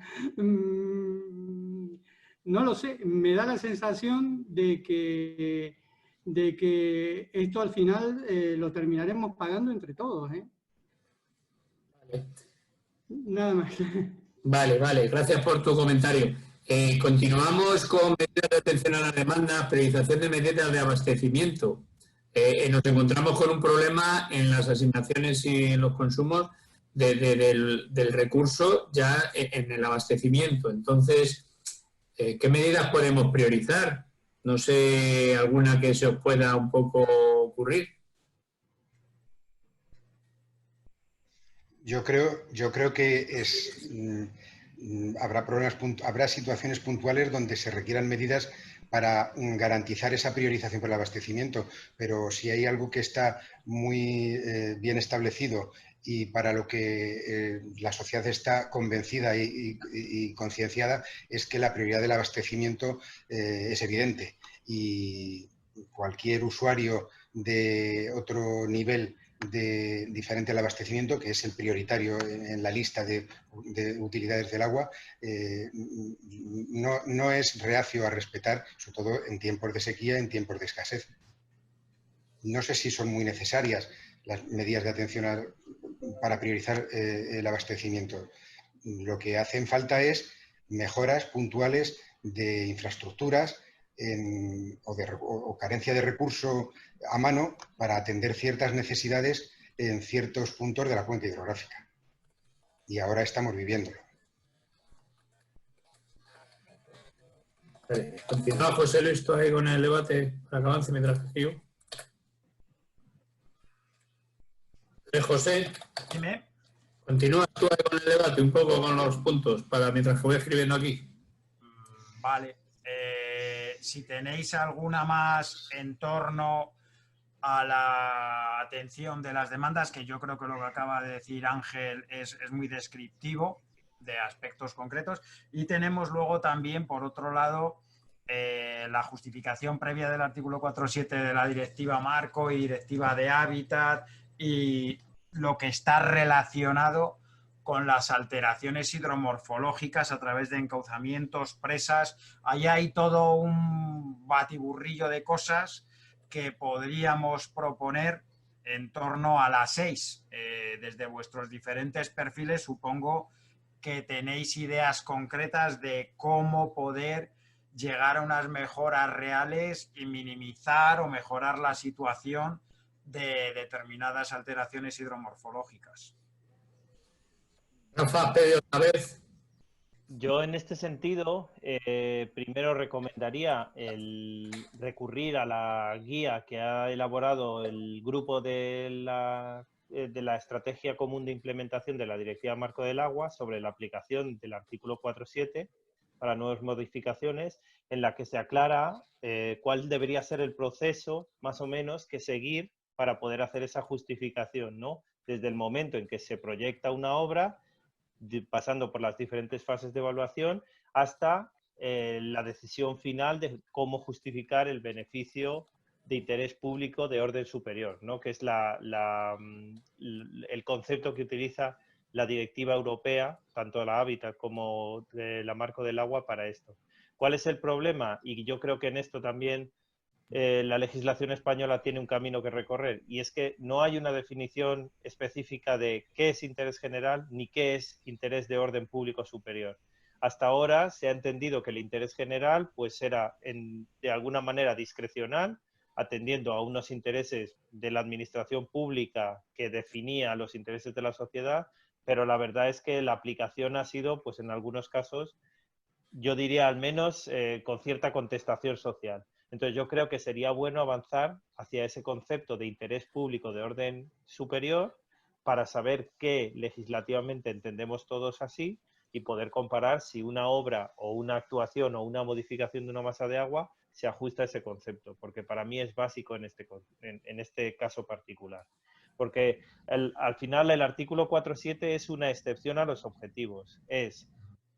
Estamos convencidos de que no hay otra manera de lograr otros objetivos y estamos asumiendo este deterioro, esta modificación casi permanente de las masas de agua en pro de otros objetivos que tenemos que justificar. Entonces, como eso es un proceso que hay una parte discrecional, pues yo creo que sería bueno tener unos elementos comunes que nos ayuden en esto. Y como podríamos meter entonces, Rafael, una más, porque no importa que haya más, aunque tengan correlacionadas con otras, que sería mejorar los criterios de discrecionalidad. Acordar, no mejorar, sino acordar los criterios de definición de lo que se entiende como interés de orden público superior. Y de hecho eso sería un hito en la legislación europea por parte de la aplicación de los Estados miembros, quiero decir, porque en ningún país han llegado a una definición común, y eso es uno de los grandes problemas de la aplicación de la Directiva Hábitat y de la Directiva Marco del Agua. Vale. Definición de lo que se entiende como como, a ver, lo que se entiende como de interés, has dicho de orden público. De orden público superior. Eso es, vale. es la definición. En inglés vale. es overriding public interest, que es distinto y de hecho las sentencias recientes de los tribunales españoles entienden que es diferente al concepto de interés general que se entendía en España.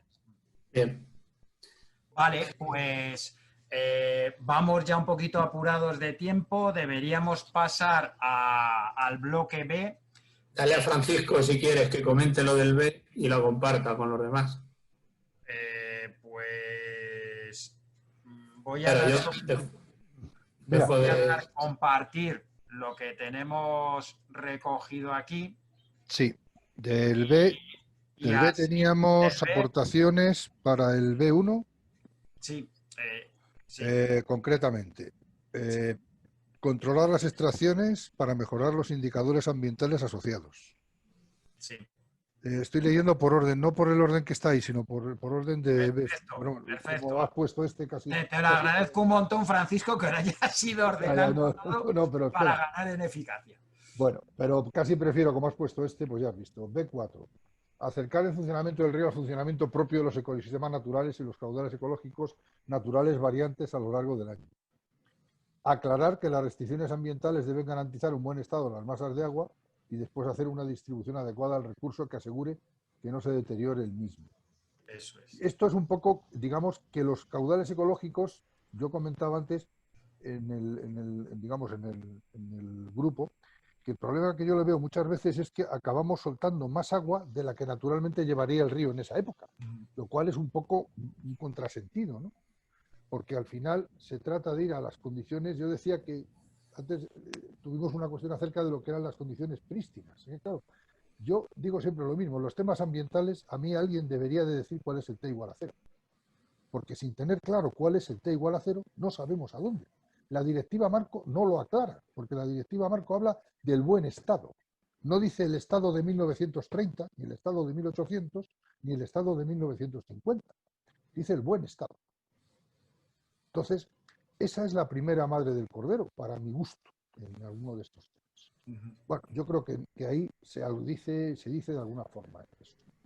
Bueno, en el B1, potenciar el papel de las administraciones públicas para avisar de los escenarios del futuro más incierto. Eso es evidente que yo creo que es lo fundamental de este ciclo de planificación. Este ciclo de planificación es hacer planificación que es casi hacer encaje de bolillos, porque se está planificando sobre algo que desconocemos profundamente. O sea, yo creo que todas las estadísticas disponibles hasta la fecha tienen sesgos inevitables con relación a la situación.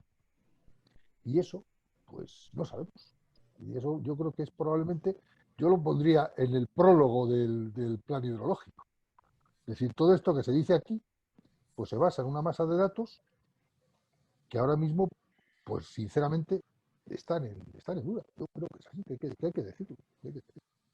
Bueno, incentivar el uso racional asegurando la contribución de los que deterioran el recurso al pago de costes que genera ese deterioro. Yo creo que lo del tema de que las aguas subterráneas no paguen, eso es absolutamente, digamos, eso periclitó. O sea, eso, como decía el otro, eso no puede ser. Y además es imposible. O sea, eso habrá que establecer algún tipo de cuestión. Es evidente que los costes ambientales, o sea, la repercusión de costes ambientales, permite hacerlo, porque hasta ahora lo que tenemos es un esquema de recuperación de costes de servicio, desde el punto de vista de aguas subterráneas, pues claro, es muy difícil de implementar, porque ellos dicen que no se les da servicio. Pero es que eso lo que lleva es a la sensación esa del coste gratuito de las aguas subterráneas, y eso es lo que no se puede bajo ningún concepto permitir, y eso es lo que está pasando, claro, porque ancha es Castilla, como dice el... Yo creo que ese es probablemente de todo lo que se diga aquí, esa es la cosa donde habría que hacer. Eso habría que ponerlo en mayúsculas y negrita. Y me parece que no sé si hay alguna más. Creo que tenemos ahí todas, que las has comentado todas. Aparte de estas, evidentemente, que hemos ido trabajando, si los miembros del grupo con el que hemos estado trabajando tenéis alguna mayores, la ubicamos en la tabla, que yo voy a retirar esto para que... Déjame, José, que meta, o sea, deja de compartir, yo comparto ahora la tabla, por tener un poco ordenados los objetivos, como estábamos antes en los dos, ¿vale? Habéis dicho cosas que tienen que ver con cada uno de ellos, pero claro, así sin salir, el grupo no... Bueno, todos lo tenemos aquí ordenado. Son 4 objetivos, ¿vale? Limitación de las extracciones a recursos disponibles mediante la adecuada gestión de la demanda. Bueno, esto se ha venido diciendo antes también para las superficiales que para las subterráneas. Muchas de las aportaciones que han salido antes tienen que ver con las subterráneas y se ha hecho bastante hincapié en eso en el debate. Y algunas han dicho el incremento de medios para el adecuado control de las extracciones y vigilancia del DPH. Pues también se ha estado diciendo. Toda la mayor necesidad de vigilancia, de recursos humanos, de dotación presupuestaria continuada de vigilancia y del control de ilegales. O sea, se han estado, vamos, perfectamente se ha estado diciendo las extracciones ilegales, los pozos, ha salido bastante ya ese debate en este tema.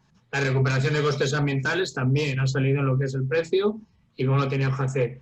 Pero aquí el tema de las comunidades de usuarios subterráneas como garantes del recurso, aquí es algo que no ha salido mucho todavía. Sí que hay una responsabilidad. Perdona, Óscar, hay una cosita aquí en el chat que va justo a lo que acabamos de decir en el B3, en costes ambientales, que me parece... No lo veo, míralo tú. No, yo te lo cuento, tú mantente la tabla. Que Rafael comenta que estaría bien incluir en los análisis de costes la estimación dentro de esa recuperación de costes que conllevan las multas derivadas o al revés, o meter también en ese análisis de coste cuánto estamos pagando de multas derivadas por el mal estado o deterioro de masas de aguas por incumplimientos de la directiva. Yo lo voy a... No hace falta que lo teclees porque yo te lo voy a recopilar para que esté fuera, pero bueno, para que lo sepa el resto de la gente. Que bueno, es un gasto, el de las multas derivadas del mal estado y que se podría incorporar a ese apartado. Vale, bueno, ya veremos dónde apartado tiene encaje porque yo ya lo había colocado aquí en las tarifas progresivas, en todo lo que... Porque aquí se venía hablando de costes. Aquí. Esto tiene mucho que ver lo que decía Manuel Setrakian de los nitratos y lo que acaba de decir José Luis Justos, tenemos una presión por una sanción europea por incumplimiento de la directiva de nitratos, entre otras, y esa es clarísima, porque ha salido nuestro grupo a hablar de los nitratos y de los costes ambientales sufragados por la sociedad, no por los causantes por la contaminación. Exactamente, eso es.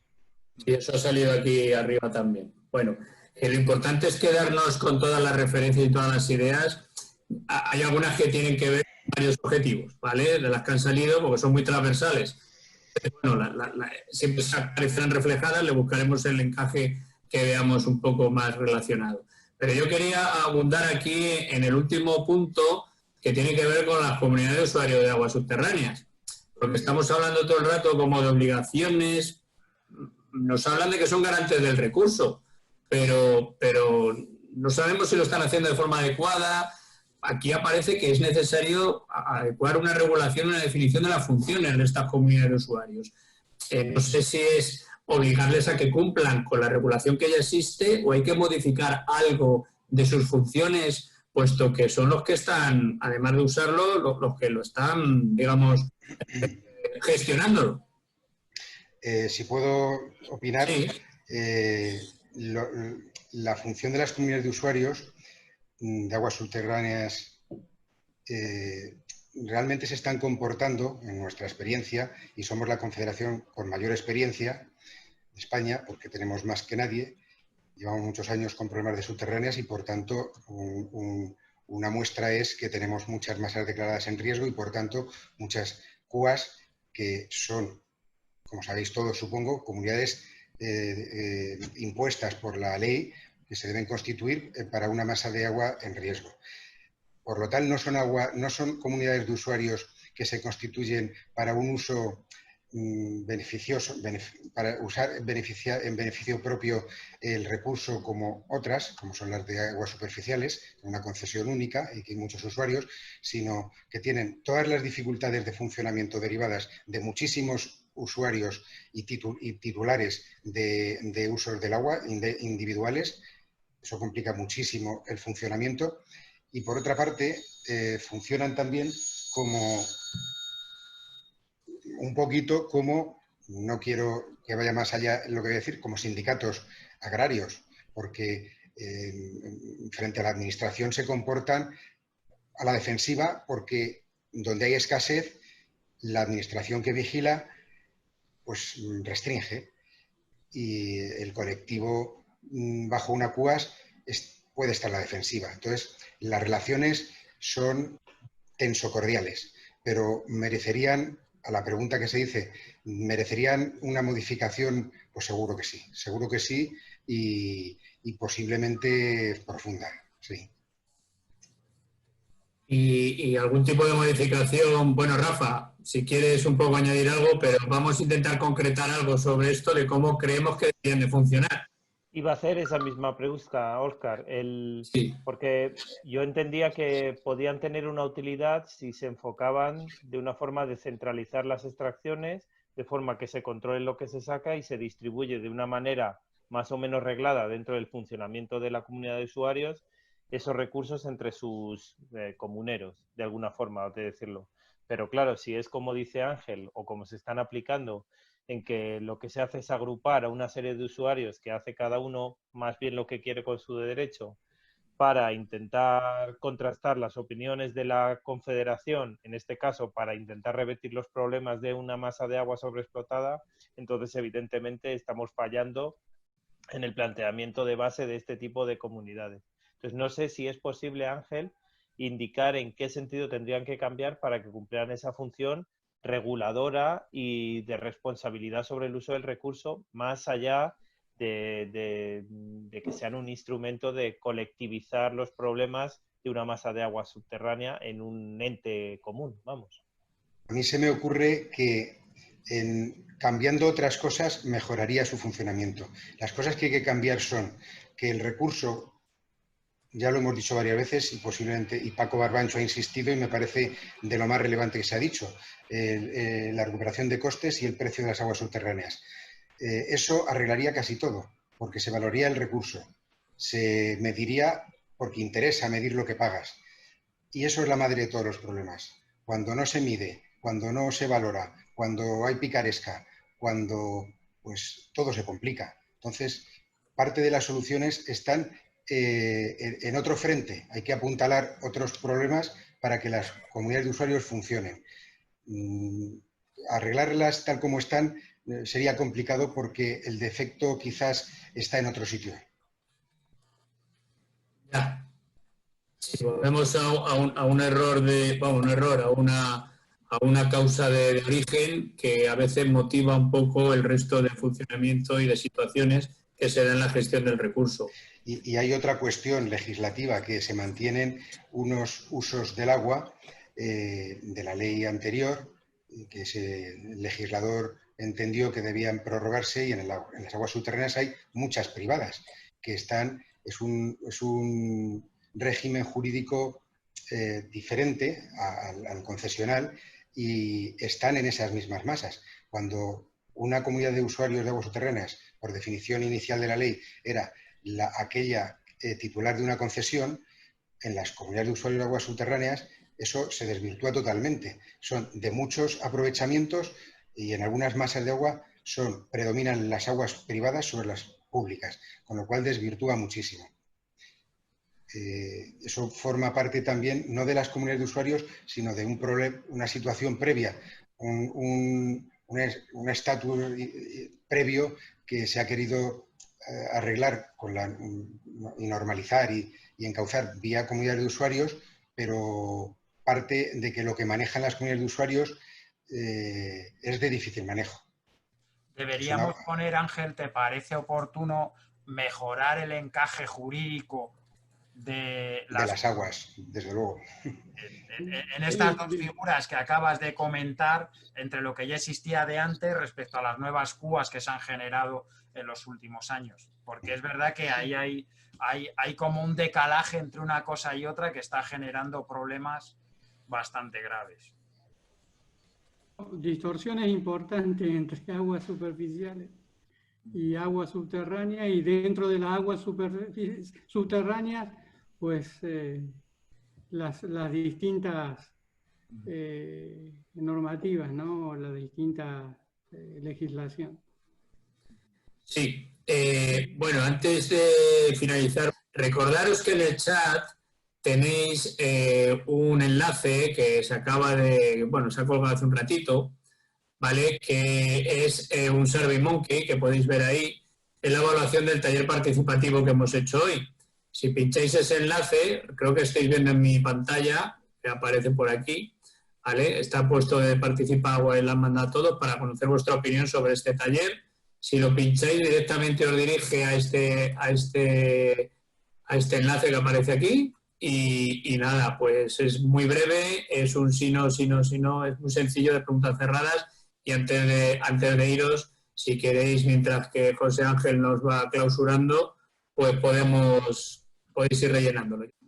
Bueno, muchas gracias a todos por vuestra participación. Esto, junto con el resultado de la jornada del martes con la misma temática en otro ámbito, pues va a dar una idea pues importante de cuál pueden ser opiniones distintas de las que nosotros manejamos habitualmente. Algunas cuestiones se repiten necesariamente, por supuesto, que ayude a la definición final de lo que en este caso es el esquema de temas importantes, pero que va a ser base y necesariamente directriz del futuro plan hidrológico. Hoy, bueno, pues ha habido menos participación, tuvimos mucha más en la primera jornada en ese ámbito, digamos, más del Alto Guadiana. Hoy parece que hemos tenido algo menos de convocatoria. Estos talleres están dirigidos, van por invitación concreta y probablemente tengamos que ampliar el número de invitados para que, bueno, pues la participación pues pueda ser algo más intensa. Sin más, agradeciendo a todos vuestra participación, vuestro esfuerzo, vuestra reflexión, la discusión que cuando empieza a contrarrestar o a ser de puntos de vista diferentes, pues es realmente interesante y bueno, pues se sacan conclusiones y aclaraciones y esperemos que, bueno, pues puedan ser para una mejor definición, como decía, del próximo plan hidrológico. Y sin más, pues muchas gracias a todos y damos por clausurada ya este taller. Muchísimas gracias.